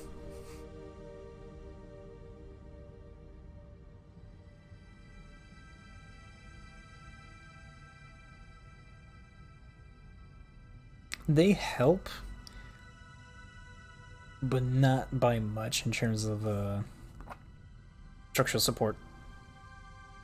They help with the speed and I guess torque in a way, but they don't help in terms of the structural integrity. Mainly, and the other thing is just because the hinges are like this.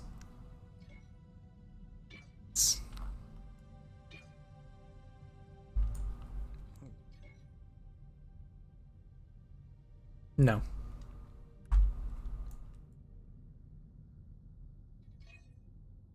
Or at the very least, it's so convoluted and impossible to do that you can't do that in terms of having to connect them to the power. Oh, that's why I'm supposed to go. No, not that part. Okay, that part. Oh. Right?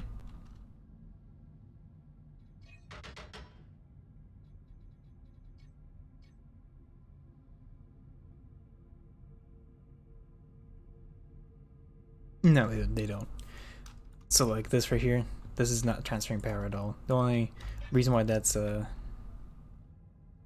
not needed is because the control panel's right here. As long as you're within a certain meter radius from a button or something like that, you can activate it without line of sight and all that.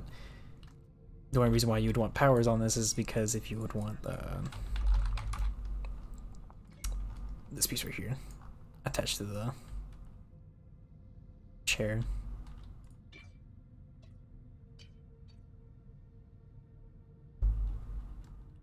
So if you want this control table here, you have to have this powered up.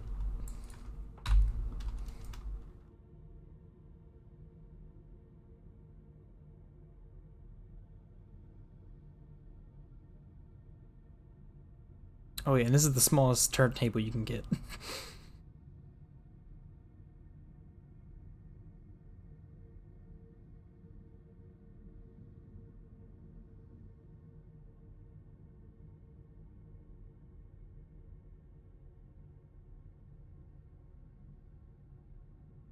No, the way you put a turret together, the turntables only transmit power into they kind of socket into preset machines. If you have it just as flat out as a beam on top of it, it won't transfer power through it. So like, I go to machinery. Don't open all that. To weapons. The body. Or fixed mount.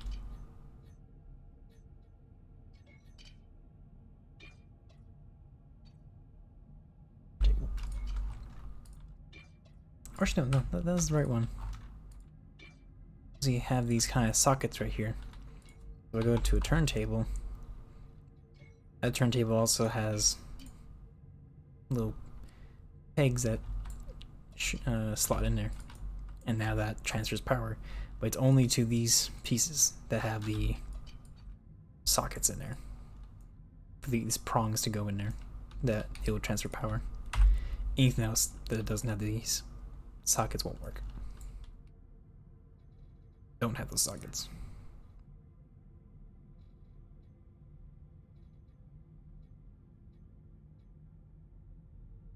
Then of course you have this right here, which requires the big turntable, which again is the same sort of socket thing. Nope, no socket distribution boards.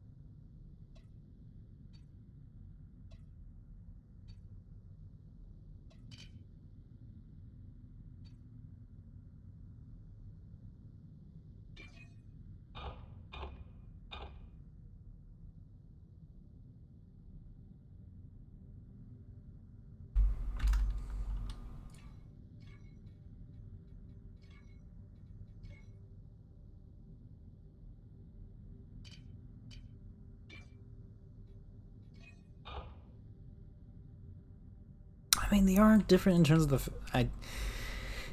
the fact that they're two different parts, but they're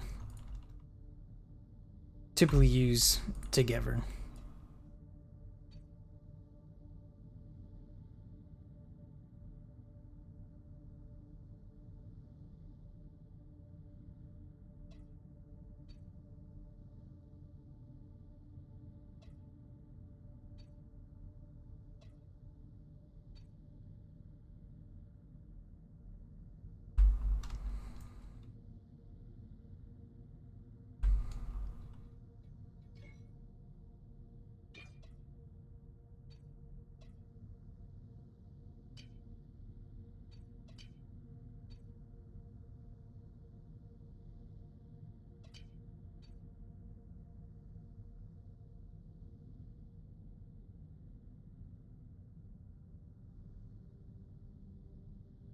Ah.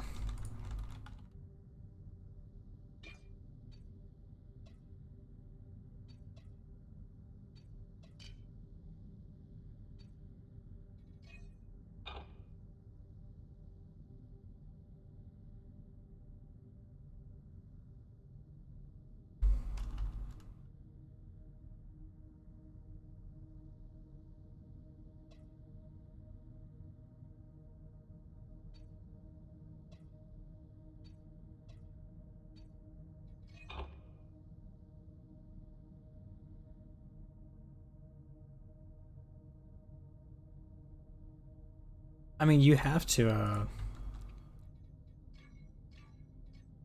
no, let's see, let me just do this. So, just use the autocannon as an example.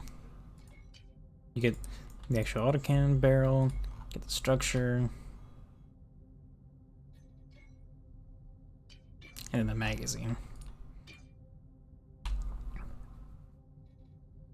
use this is that you take, which one was it?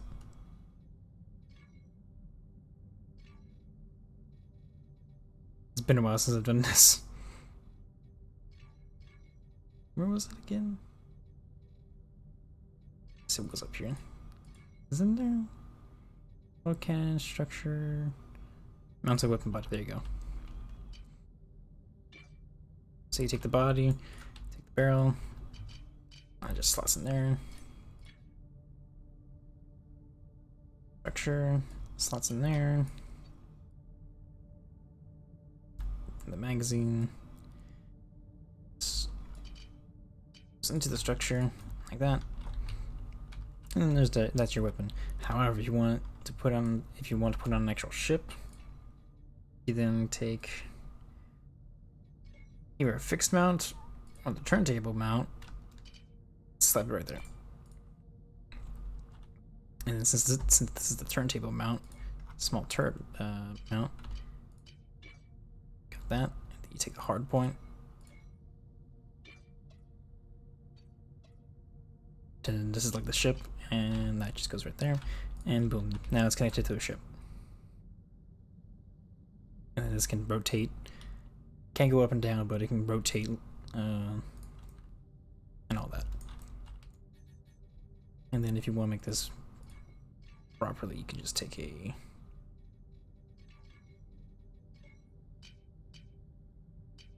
what should I use here? I used the mirrored. Okay. Oh, let's wait. Tool. I'm dumb.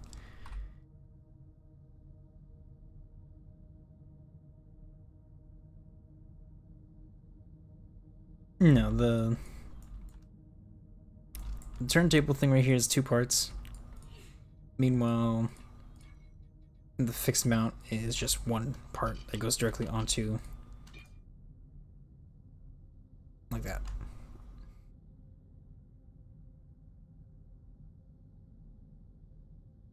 And if you use this cradle,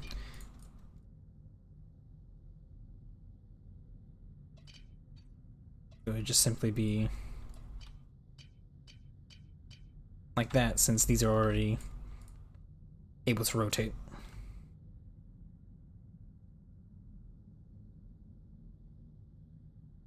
And that would transfer power over too.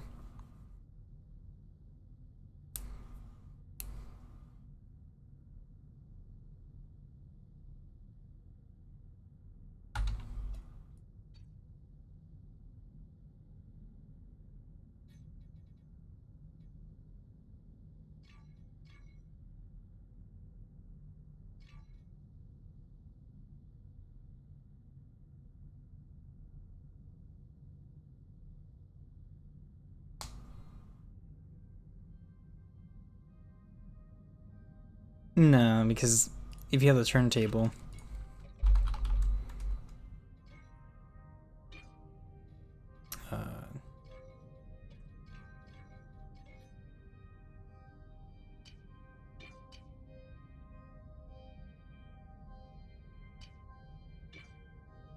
let's see, this is pretty much how to understand it, is that since there's no way, because if you try to cable it, try to make sure. Okay, why is that not working? Oh, it just flat out doesn't let me do it, actually. Okay, I could do that, but it just flat out won't let me. Yeah, like it shows right there. So as soon as this thing turns, this cable is going to snap. So everything on this side is not going to be used. It'll be turned into a separate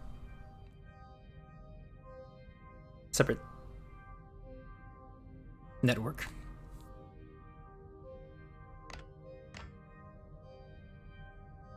This is one network, and that's the other network. So if you really want to do this, you have to have a whole generator set up on the other side to actually support weapons.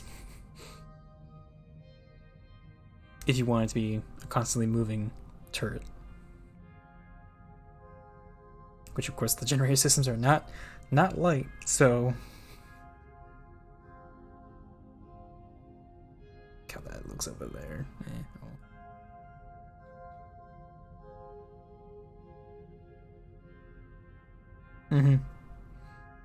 It will slow down the turning speed of the weapon. And of course make it so that all you have to shoot, instead of like it is now, all you have to shoot is just the ammo, the magazine, and it just explodes the gun. You just have to shoot the generator and it just destroys the whole thing.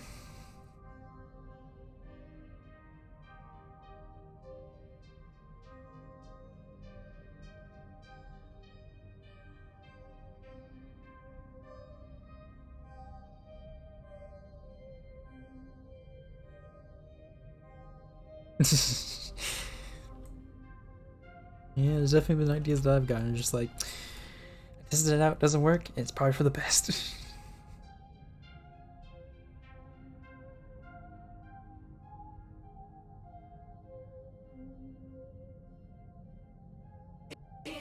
Sonny, you're late. You know you love me. Yo, now, everyone gather round 6. Listen, I got an announcement. Wow. Watching the record is my favorite part. In the Heights, rated PG-13, June 11th.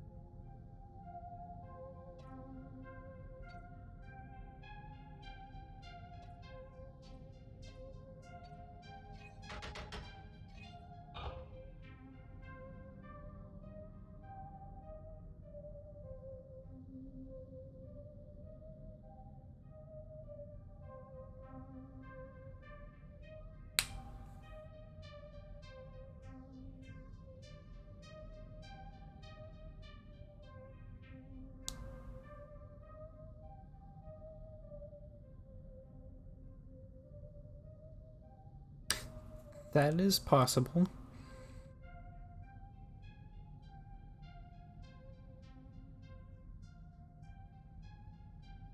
Kind of have like a spinning barrel. The only problem with that is that railguns require a charge time. So, and I don't remember how long the charge time is. I think it's at least like almost over a second long charge time. So it'll just rotate, wait a second, fire, rotate, wait a second, fire, rotate, wait a second, fire.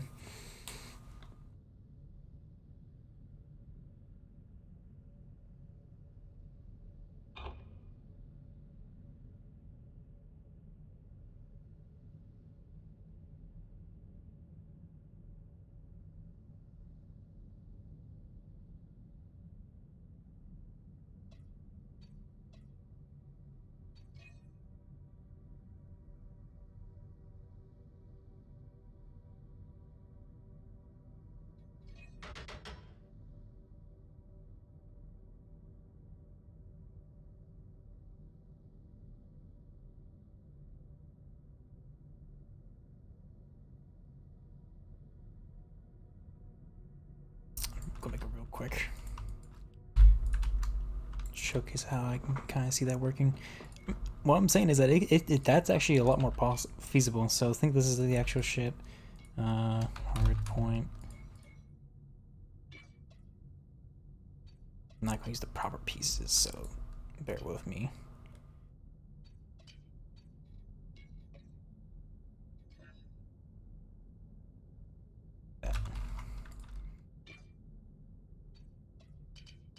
That. And then we take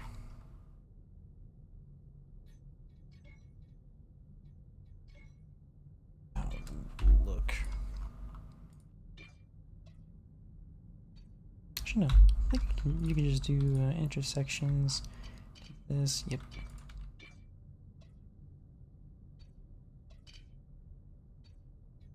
It's like I said, bare bones.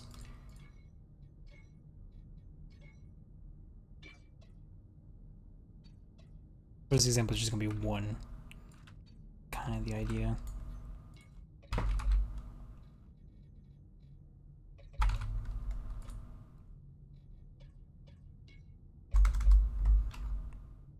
Oh, it's cannon, right? Sure.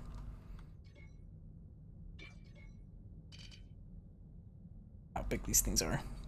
They're effing huge.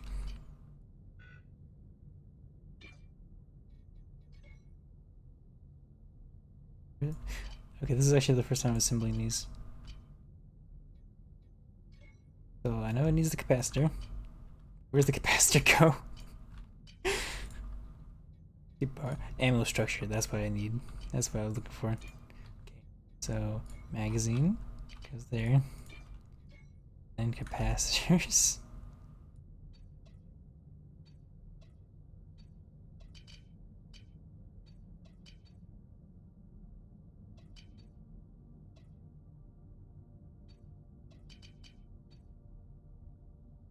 Okay, there's the bird gun. Oh, and then we grab. Not even hard. Yeah, hard point. We still need a hard point.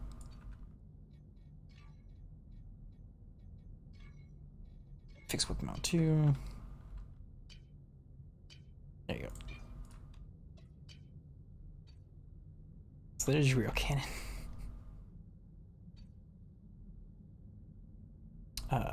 I'm going to actually do this instead. I'm just going to have to take a beam. I'm just going to copy paste this beam.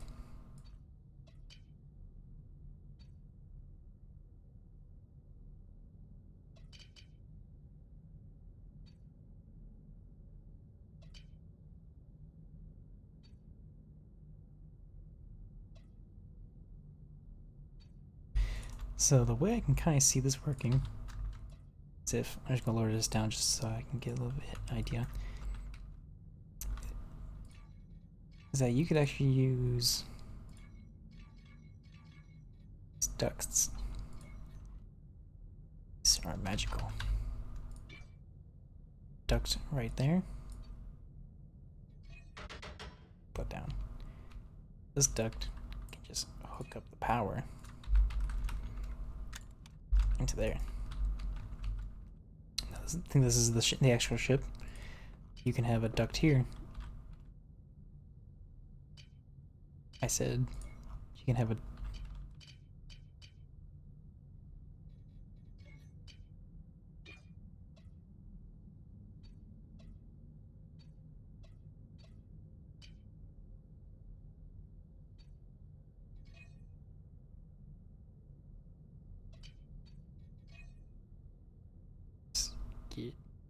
oh.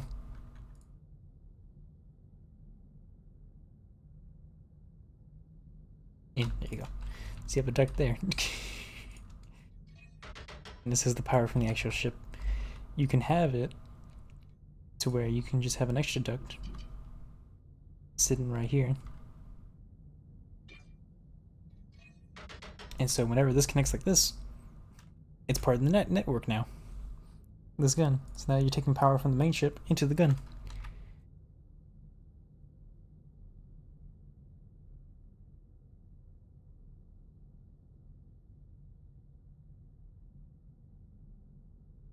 But of course, the moment you disconnect that, all the power's gone because all guns have a passive energy consumption. No, the wire here doesn't break. This wire is completely fine, as long as it's on the structure and not on this structure and not in between, like right here. It's completely fine.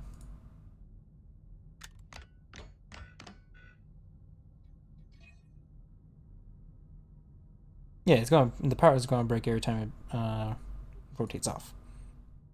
That's unavoidable.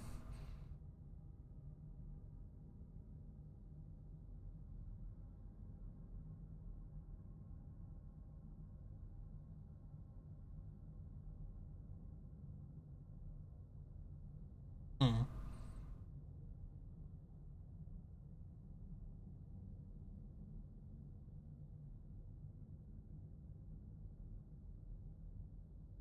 Yeah, I was just trying to explain how it would be feasible here. Yeah, that was the thing I was trying to explain, is that you can't charge it while it's rotating.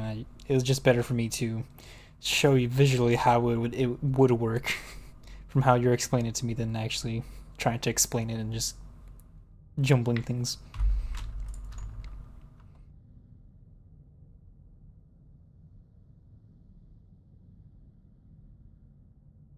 What is this again? Close. Very close.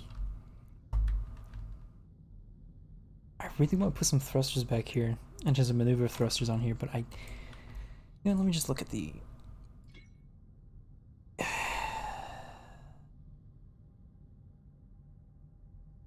I sigh because I could totally fit something here.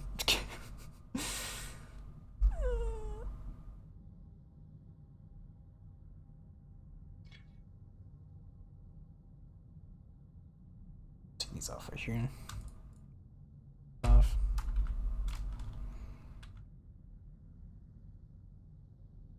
Take these. Smash them right here.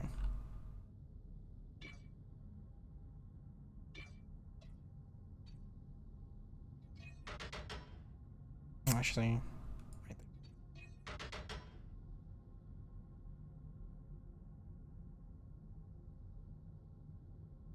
There we go.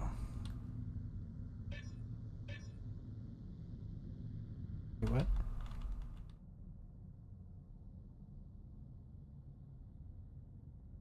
Yeah, the shots won't line up.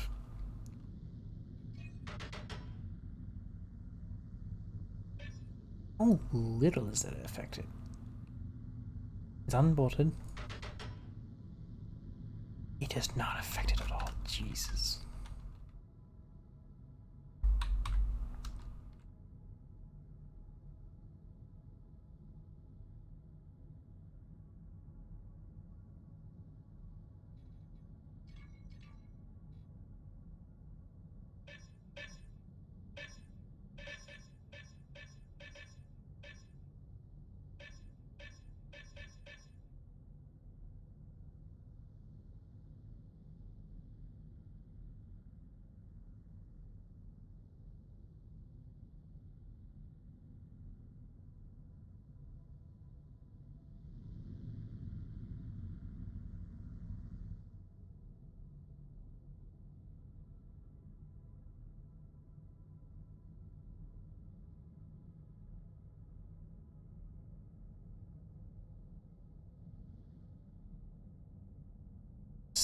I think that's actually perfectly leveled in a sense, because once I actually it all. Oh. Thank you for the follow, Razor.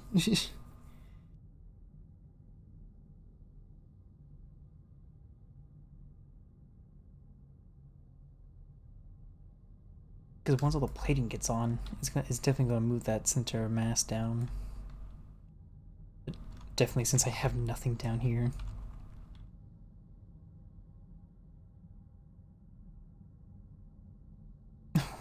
Don't mention it. I try to help wherever I can for people who have questions.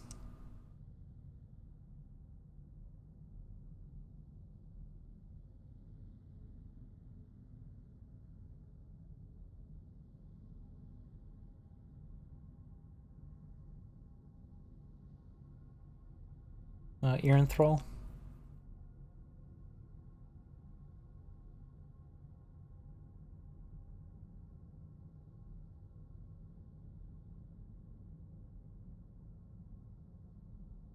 What's going on over here? I think they changed the name of that. Okay.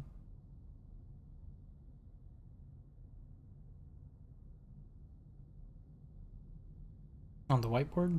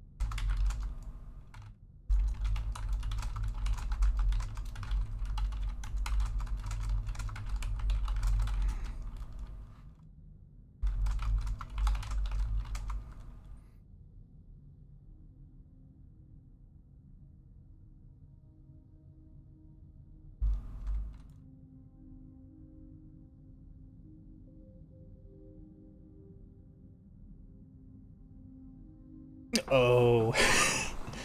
Okay, I see what you mean. Okay. I think we had one of those at one point, but I think I destroyed. Not a whiteboard. I had a text document that was kind of like, hey, this one text document is all the kill people on site, and this one's all the don't do that people on site. But I think I deleted that like a while back.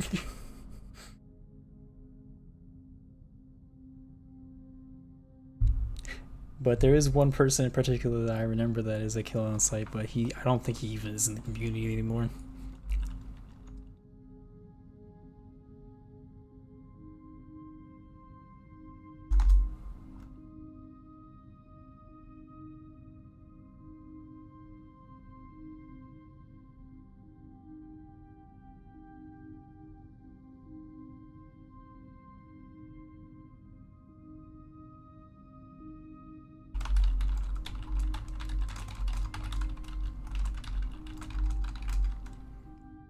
I can see that.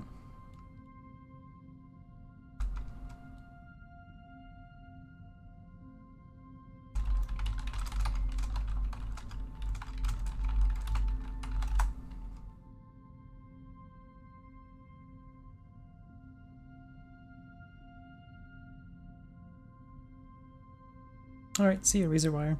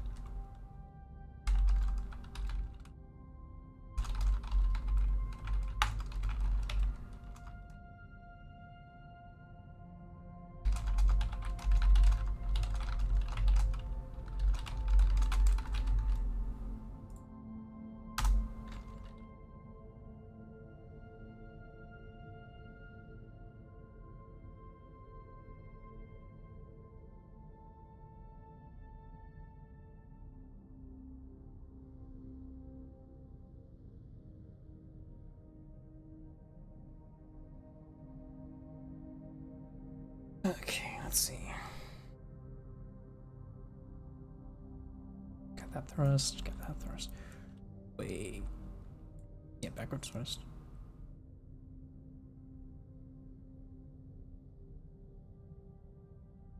Yeah, Ivu. I guess that's how you say your name? Ivu? Or Ivo?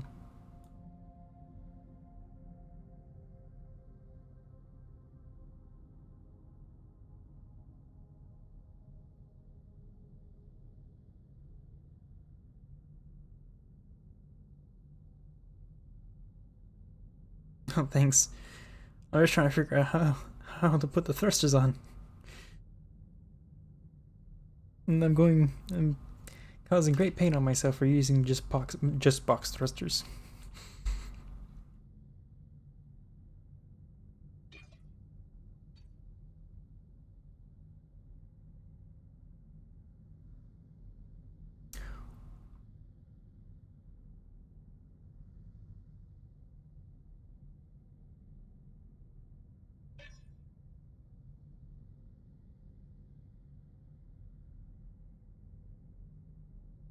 You know what? I'm just gonna try this. 1, 2, 3, 4, 5, 6, 7, 8, 9, 10. 10 maneuver thrusters on the bottom. Top. 1, 2, 3, 6, 7, 8, 9, 10.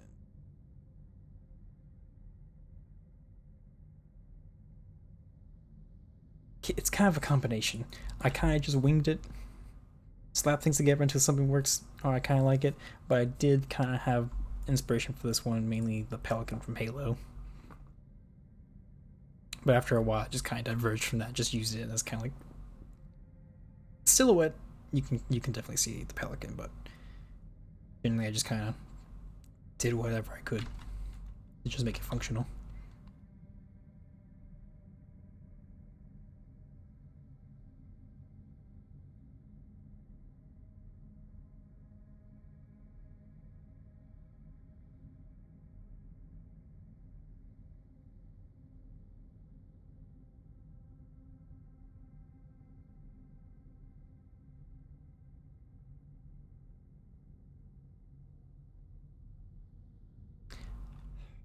Some the thrusters for back.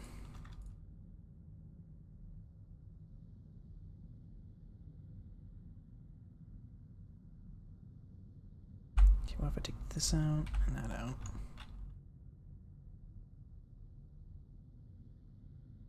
Take this, put it right here.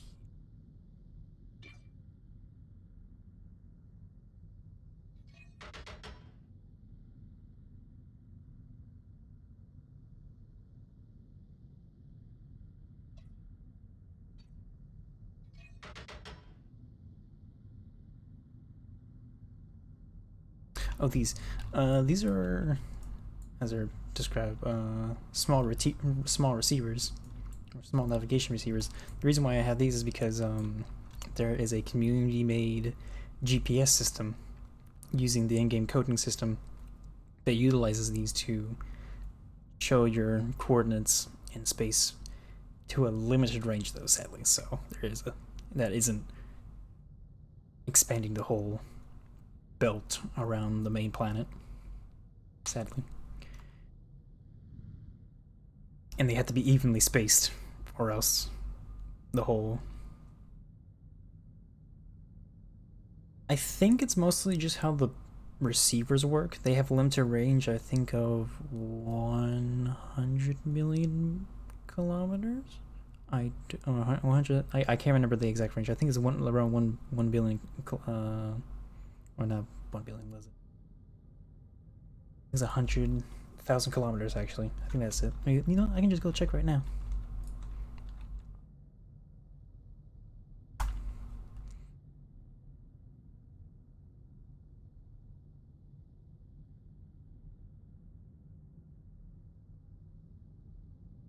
Proper numbers.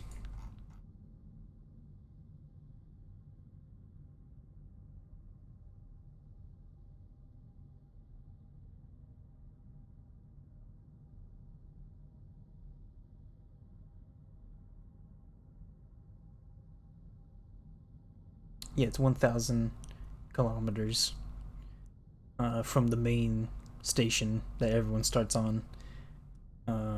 Origin. It's 1,000 kilometers from that station. After that point, ISAN doesn't work.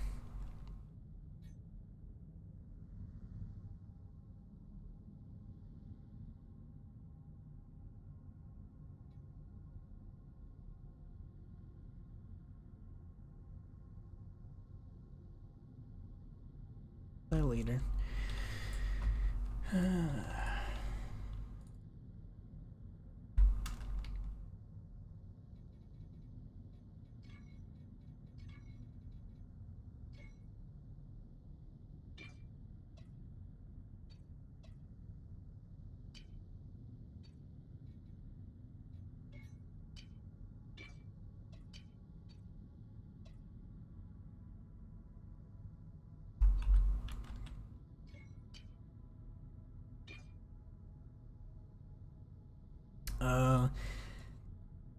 By looking at their map they have here of how far it goes,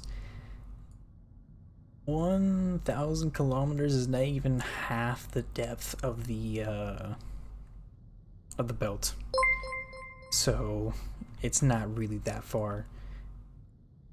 And put that into perspective, it takes quite a few hours to go past the belt. So, oh, thanks for the follow.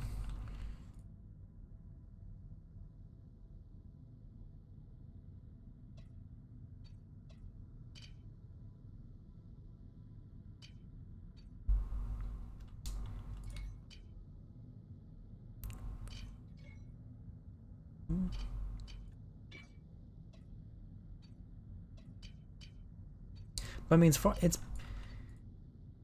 is far.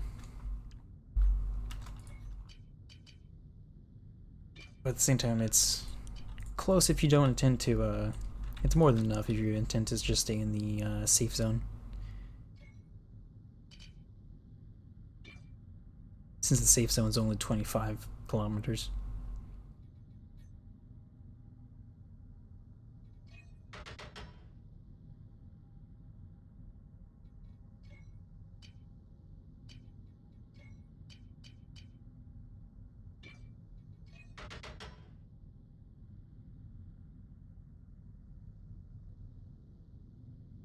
Essentially, yeah. I mean, the main planet, the gas giant that the whole game is around of, Eos, is pretty big. You can see it from the moons, so you can generally use that as a way to know where you're going. But like this, and the sun to an extent, because the sun is part of the skybox. It's not a location you can go reach, so it's always persistent where it is.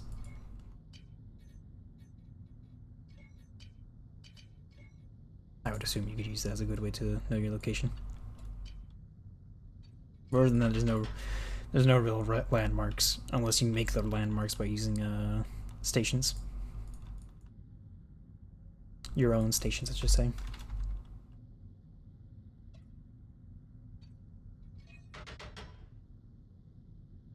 But I'd say it's easier to get lost in the belt than it is to get lost in space.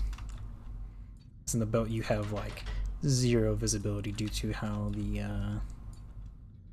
old fog obscures the majority of your vision most of the time.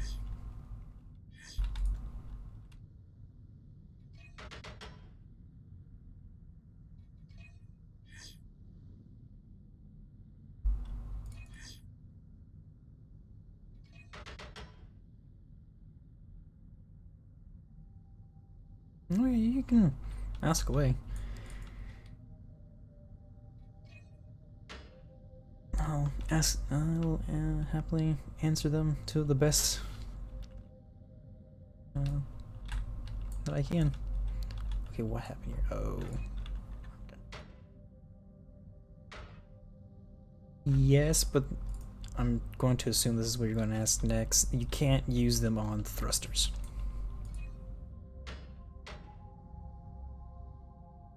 But there are hinges and turntables. It's like this right here is the turntable.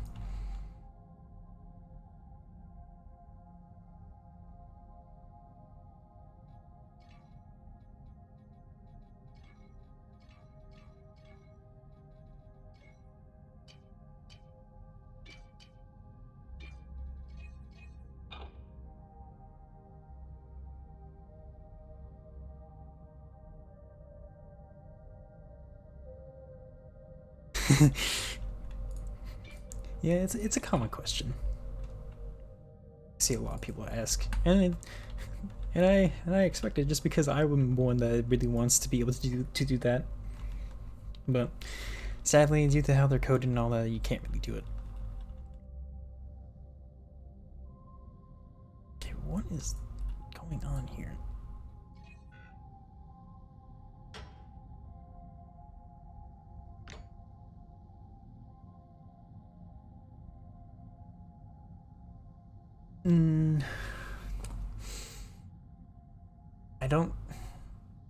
I haven't seen or asked seen anyone answer that question before, so I don't know exactly myself.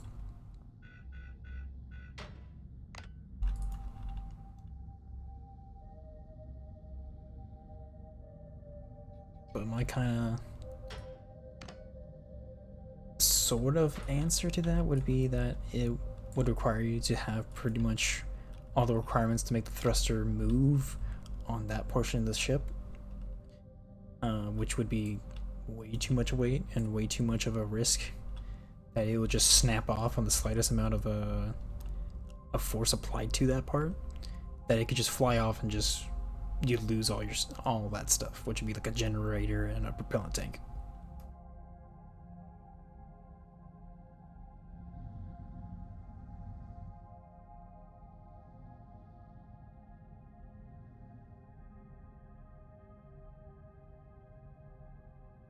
Essentially, it's more of a case of structural integrity in terms of the game. Like right now, I'm looking at the structural integrity of the ship. So all the stress would be on that rotation section.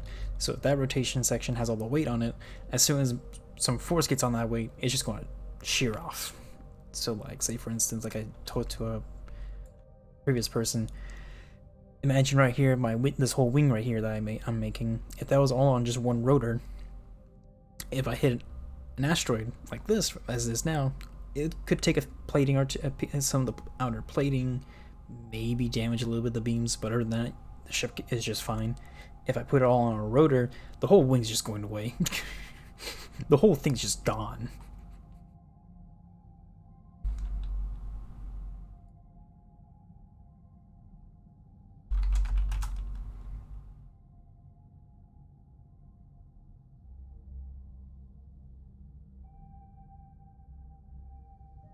And it's a combination of that, and also they only have a preset of torque.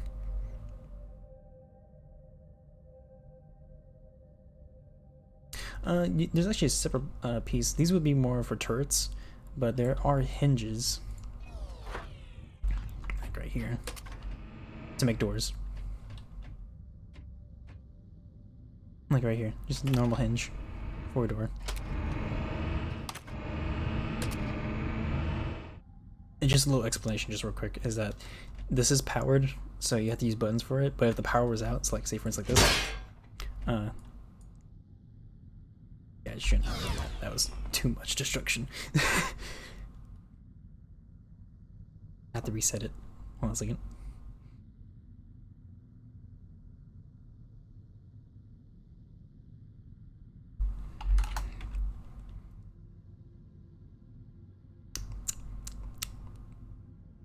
It takes a while to load up just because of how big it is. Or complex, I should say.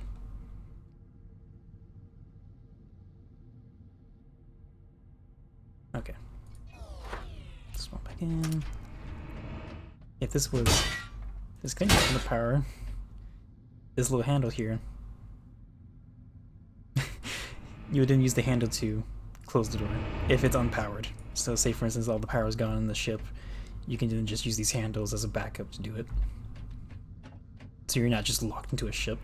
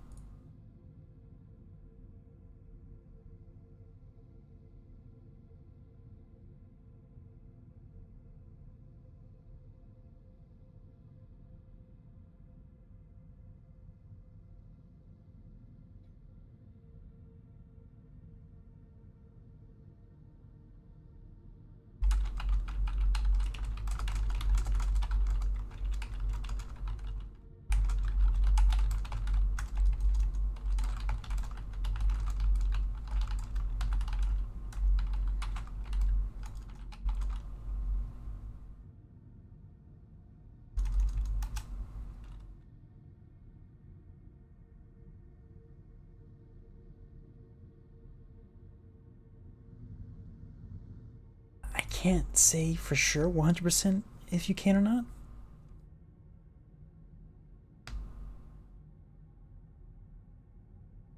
I would like to say yes, because that would even out the stress on the parts that you actually bolt onto hinges, as well as the stress on the beams. So theoretically, yes.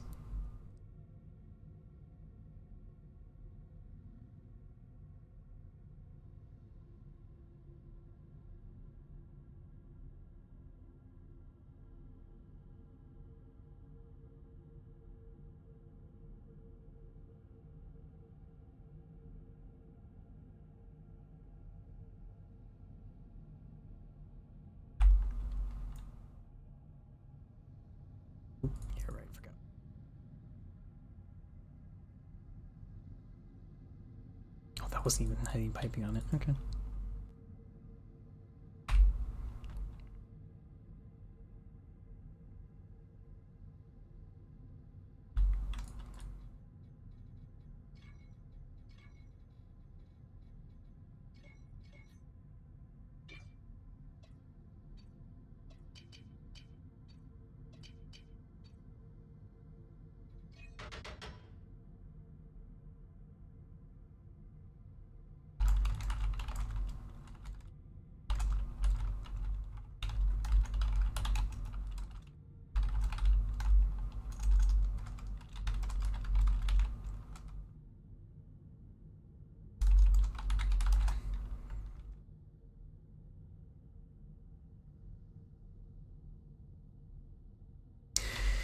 They use different amounts of resources. They all use the same resources, which is propellant tanks, propellant power. Certain thrusters give out different amounts of thrust for the ship, but and also you consume a different amount of resources. So, like if I remember correctly, box thrusters take a lot more energy but less propellant than the triangle thrusters.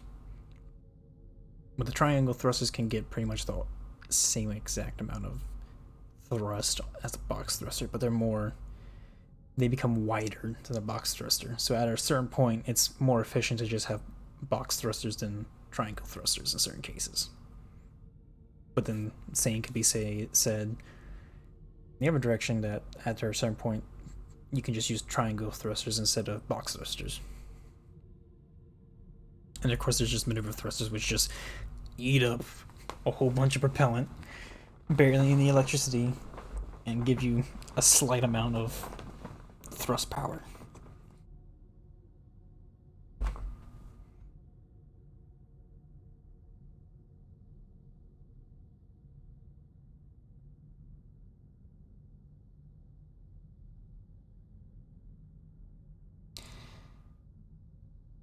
There's no real way to find that sort of information in game, sadly.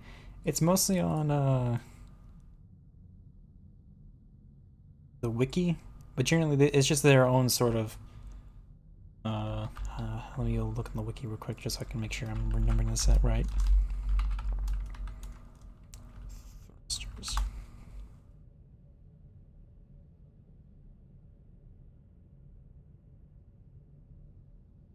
Oh, they updated it. They actually updated the wiki.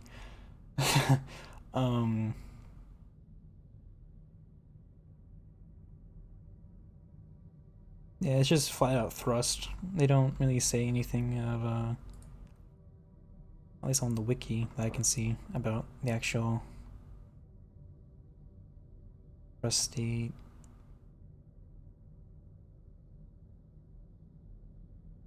In terms of a unit. But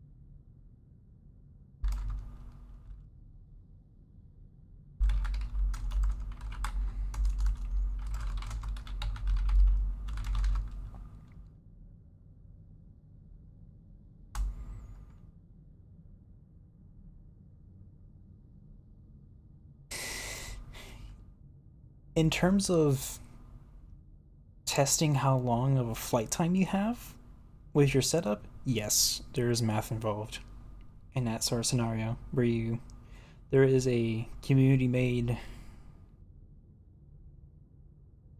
the Google spreadsheet that you can find on the Discord server for the game, Or you could probably just ask around and someone can link it to you. Um,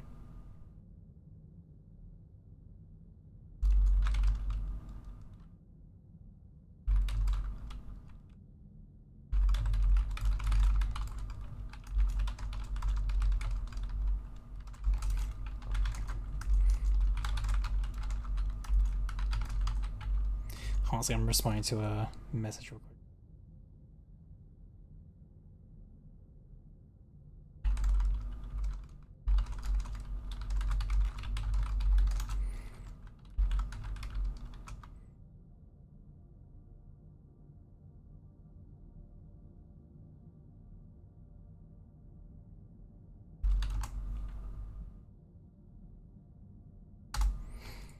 But it'll calculate how many.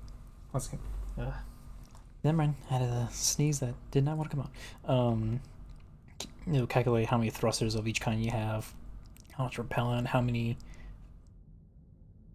gin units and cells you have, and putting that all together. And think also the mass as well is also considered into it, and putting that all together will tell you how much flight time you have on that ship. So I'm hoping this thing is well, because I don't know if I can put any more stuff on this.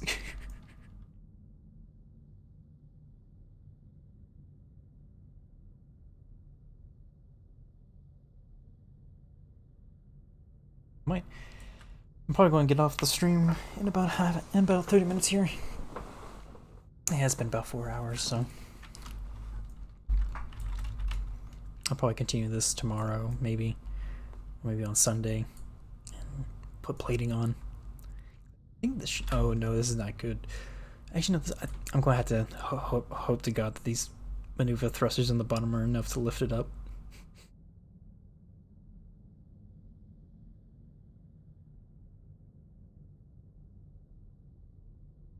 Yes, but 15 degrees, 30 degrees, and 45-degree angle beams are very finicky to mess with in terms of actually putting stuff between them. This is the only way I've been reliably able to actually do stuff with them, because otherwise, like over here, this angle right here, I did all of this just to get the plating on there.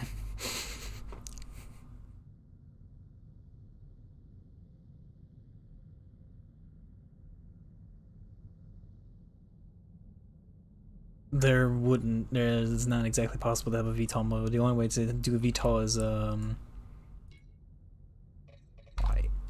is with different flight computers. Basic doesn't allow you to ascend upwards. Let's see, it was yawing, pitching, rolling backwards and forward momentum, movement. That momentum model enables backwards, forwards movement, strafing, as well as yawing, pitching, rolling combined with backwards and forwards movement. I think one of these allows you to just go straight up. But like, oh wait, where's that go? Okay, that's weird. But you can't exactly make a VTOL mode in terms of moving thrusters, sadly. I would like that, but oh well. It is what it is. I can live without it.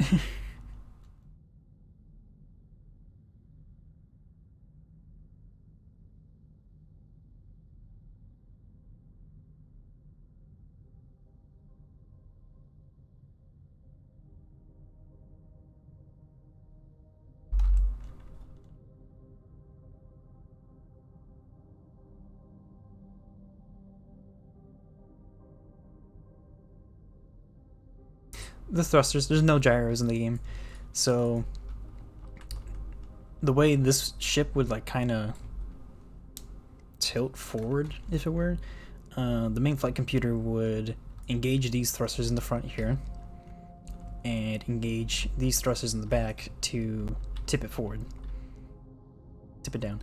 If it wanted to kind of roll a little bit, it would engage these thrusters right here and these thrusters right here, and then engage these thrusters up here and these two up here. So that's why I have the thrusters everywhere, because thrusters are how you move the ship in all ways.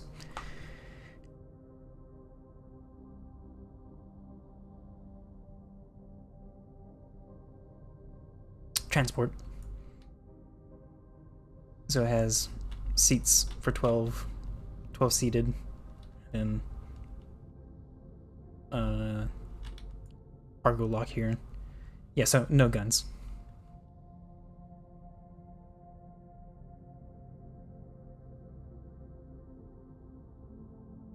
Yes and no.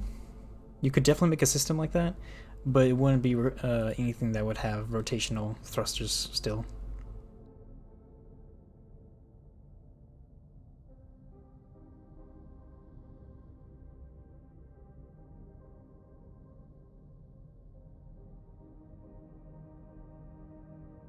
Oh yeah, I think I was just gonna say to heck with it and just leave these maneuver thrusters for up and down.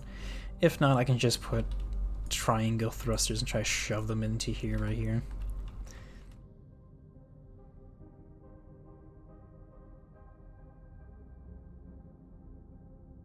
You know what? I'm just gonna go ahead,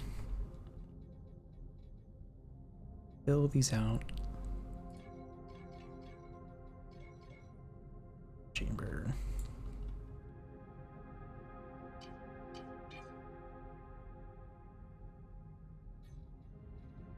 So.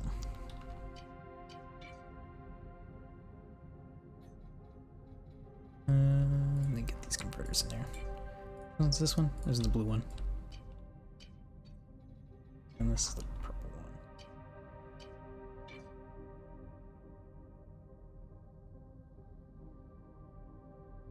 I'm from the US.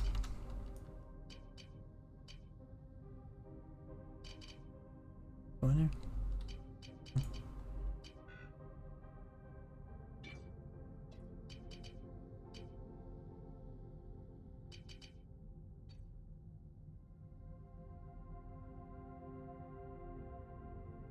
Why won't you go in? But you... Things are going wacky. Okay. Wait a minute. Is this seriously not going to be able to go in because it's too close?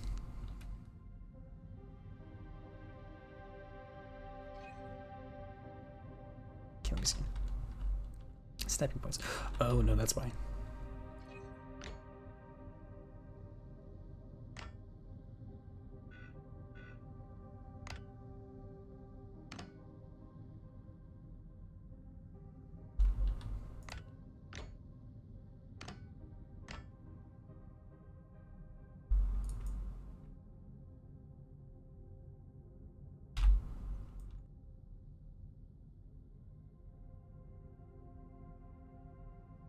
Oh no, I wasn't putting it upside down. It's just that those bolts were getting in the way.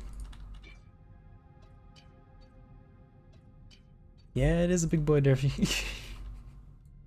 This is what we're going to be using to getting around, just transporting ourselves around when early access comes.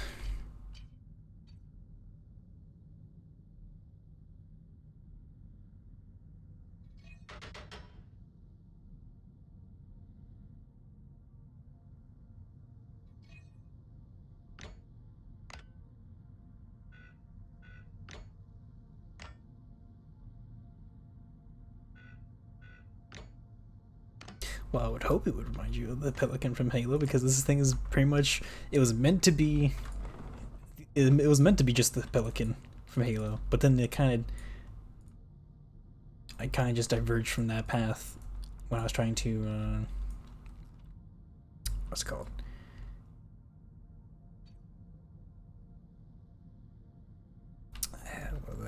My brain's going blank. When I was trying to make the wings, I kind of gave up on it and just tried to just use the silhouette instead of just trying to do a one-to-one recreation.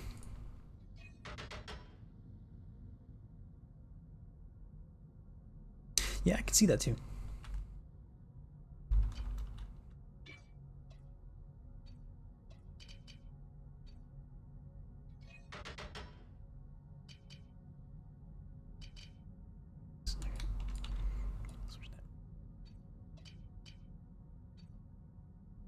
No, it's not.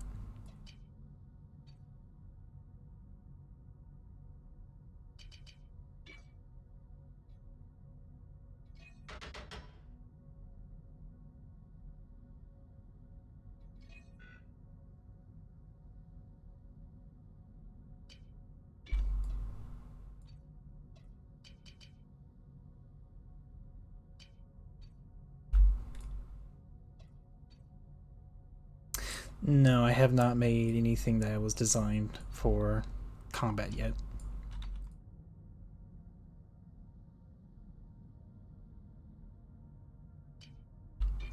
I'm kind of holding off on making combat ships till early access comes around. I can kind of see how things are working at that point.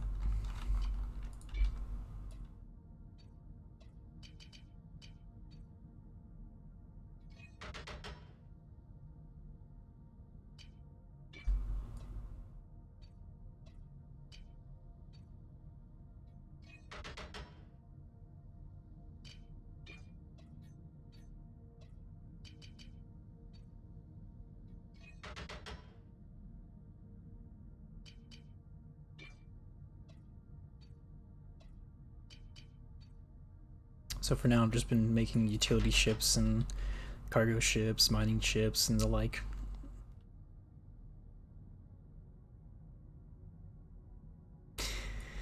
Yeah, Jeffrey. Yeah, so hopefully when early access comes, we can. Hopefully, when early access comes, the co-op will work, and I'll be able to host. The co-op shipbuilding will work properly, and I can host.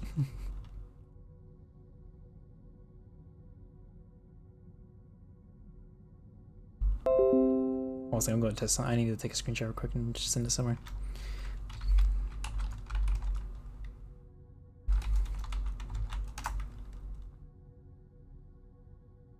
Okay.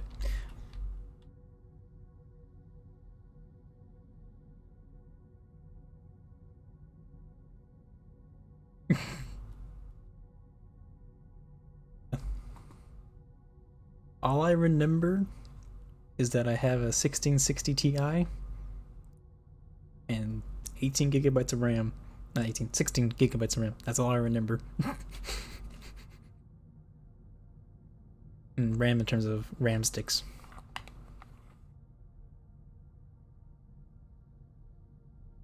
Alright. The only problem I had was when I found out that one of my 8 gig RAM sticks was not actually slotted in all the way, so I was playing this game most of the time on 8 gigs of RAM, and it was stuttering after a certain point when there's a lot of ships around.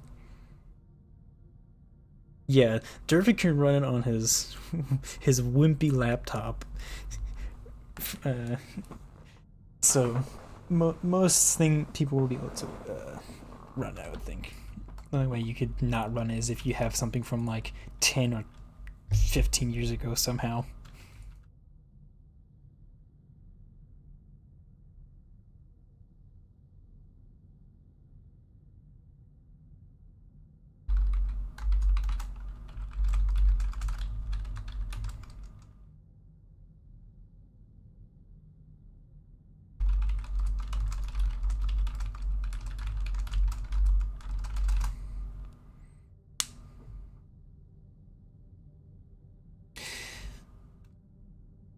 With the ship controls, it's just automatic. All you need to do is just get a right here.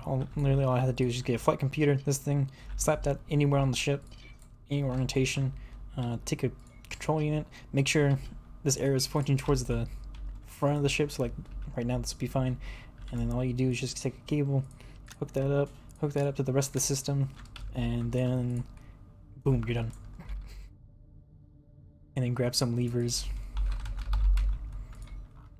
attach that to a panel or something like this, and then rename them to these little FCU forward, backwards, and all that, and just rename this little thing right here, and boom, you got everything. Then you're able to control the ship. The only thing YOLO's really used for is for like doors, but that's simple enough. It's literally just take button, name it door, take hinge, name it door, set the end angle, press button, door open. That's it. The only thing is that comes to complication is like GPS system. That thing, I still don't know how it works, nor am I going to ask how, because if someone were to ask me how, it would not go through my mind right.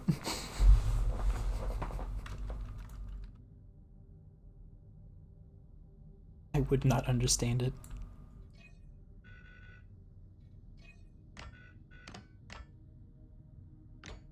Yeah, but the sliding doors are are really limited because they only have one set size.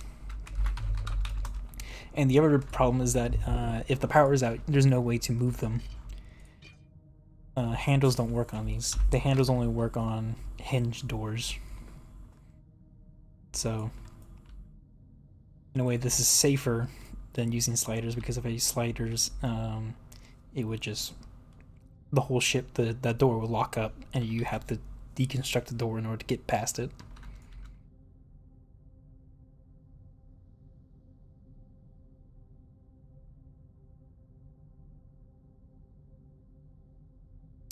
Let's see. Yeah, I think it's done with all the thrusters in terms of filling them out, so I shall work on the cockpit then. Let's figure out how to fix this mess here.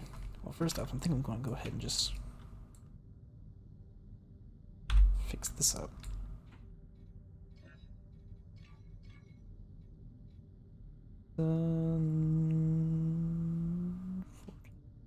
Alright, so this is what I'm looking for.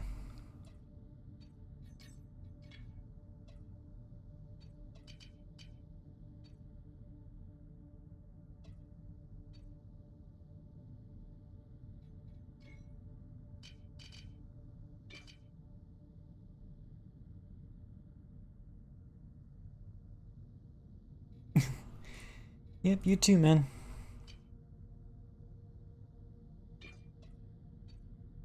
Oh, right. I need to. Before, unless you've already left, we get that game night tomorrow. I can just message you about it later. So.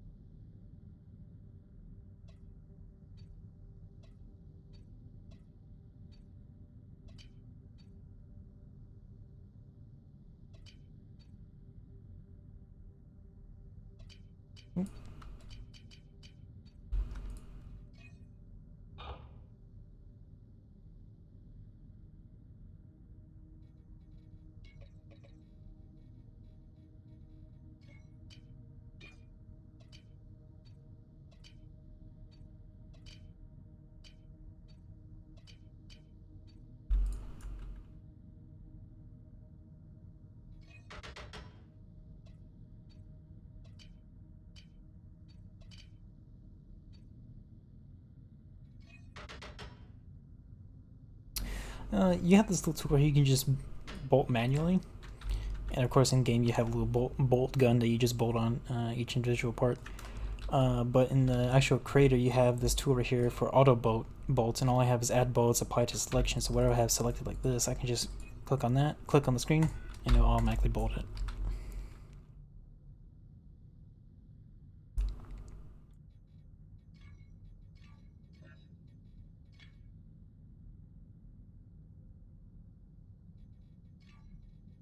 And typically you want to bolt the beams onto it, and the bolt plates and most things onto beams.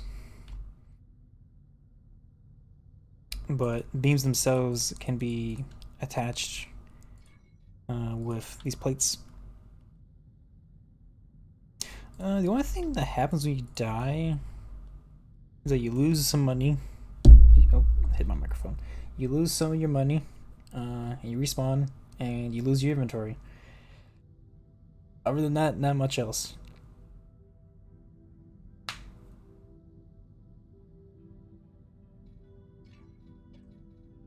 Whether or not you go into debt is unknown to me, but all I know is that you pay for your new endoskeleton when you die.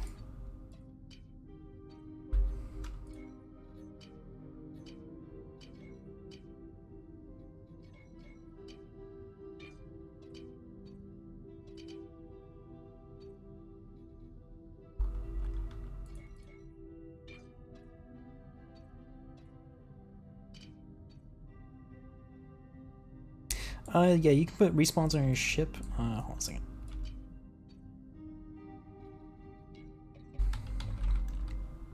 It's this device right here. I just need to get all the pieces on here. I've actually never built one of these, so I have no idea this is everything. Right? Oh no, that does not work. Generator module. Okay. Terminal module. Nope, don't want that. I hate when that happens.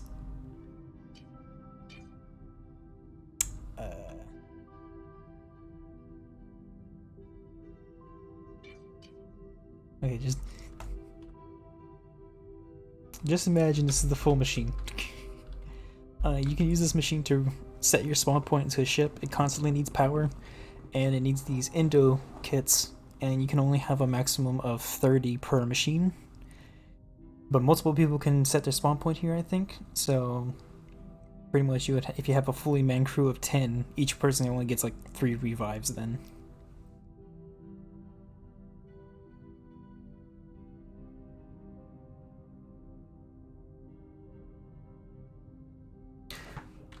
From what I hear, it's not going to be anything more than 40.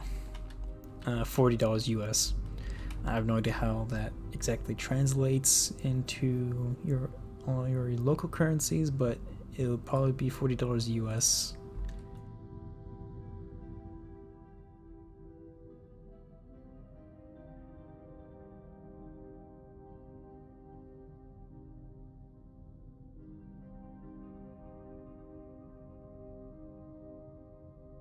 Oh, okay.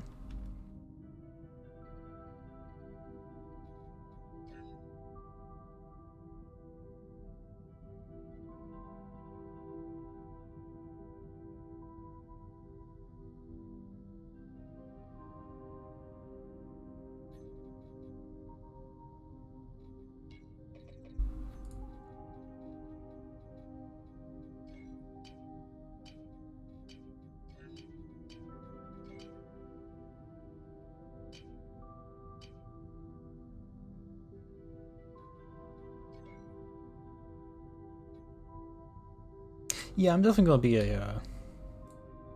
I'm definitely gonna be involved in the building aspect of this game.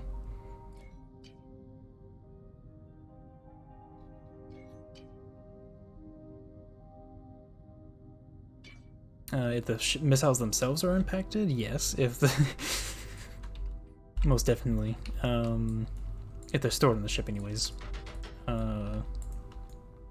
So if you have missiles, you want to make sure those are kept safe as best as possible. Or should I say, missiles or torpedoes.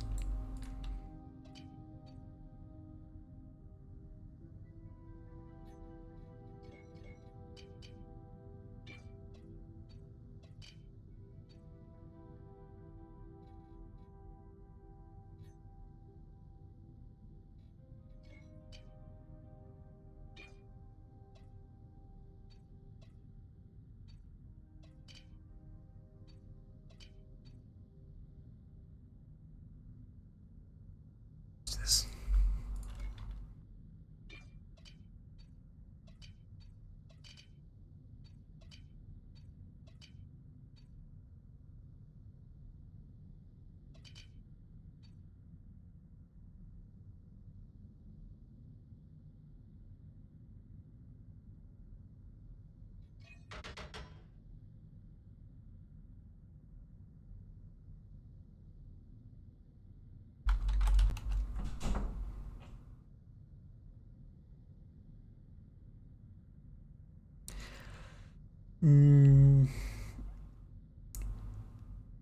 I think so.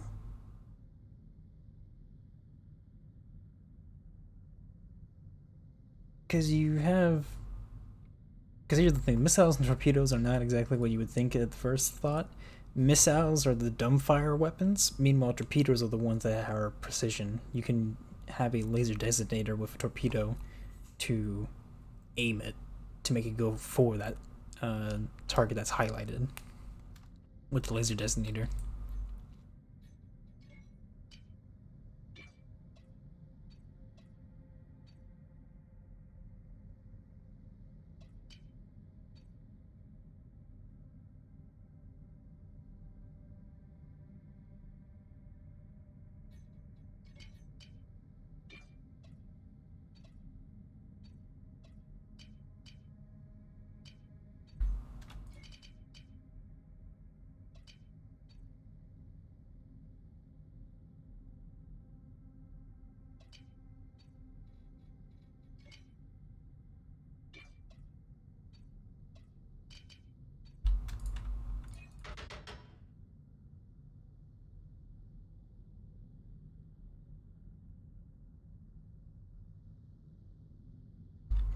I mean, if you're able to still have access to the ship and bring it back to a location, you can repair it to a functioning state again if you have the resources for it.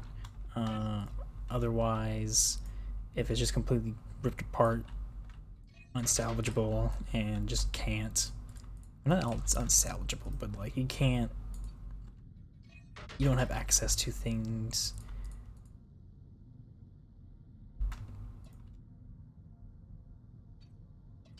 If it's easier just to make a new one, you would just make a new one.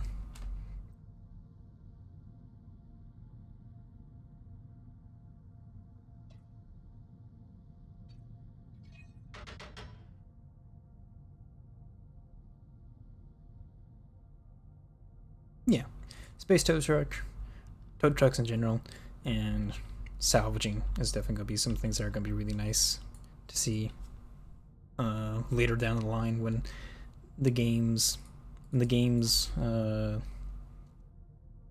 sphere of people evolve the game in terms of locales.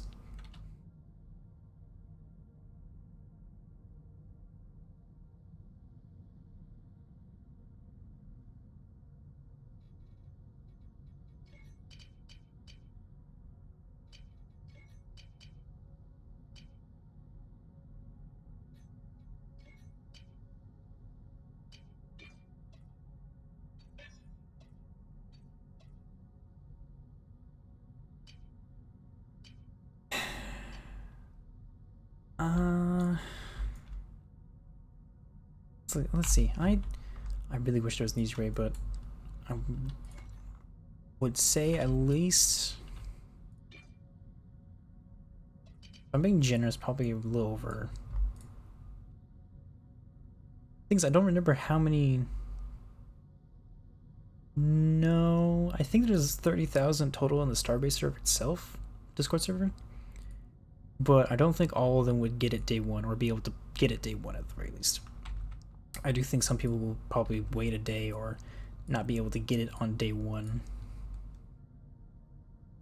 Yeah, 2,000 minimum was is a good ballpark to do it. Discord server. Or DS server. Yeah.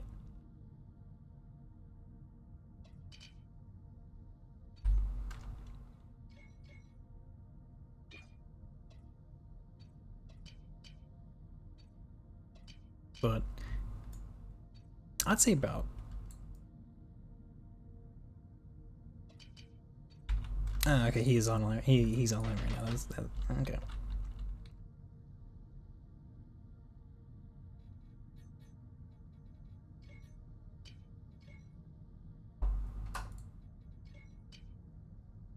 So much better, but I will.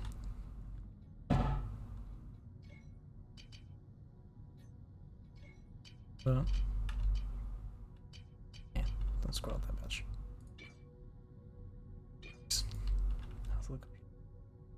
Perfect. Okay, that works. Oh wait, but I gotta fill this in.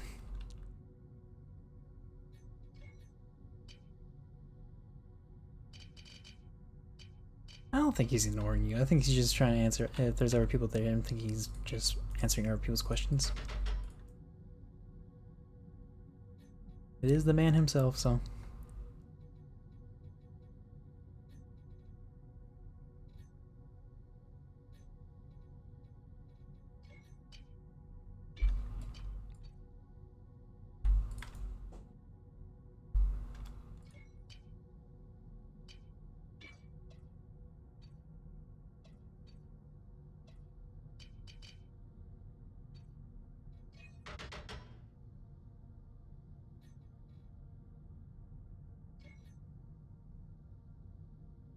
Oh yeah, Kinator is definitely a good place to find information, important information when it comes out.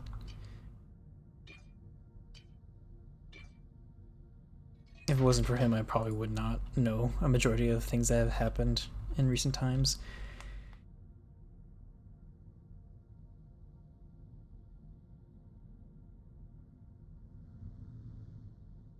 Okay, I think that's where I'm going to stop for the day. Is everything bolted? Yep, okay. But, anyways, I'll probably stream sometime the weekend. Hopefully Sunday, maybe Saturday. But, hope it was enjoyable to watch, and hope I was able to help some of you out with answering your questions and all that about Starbase. So,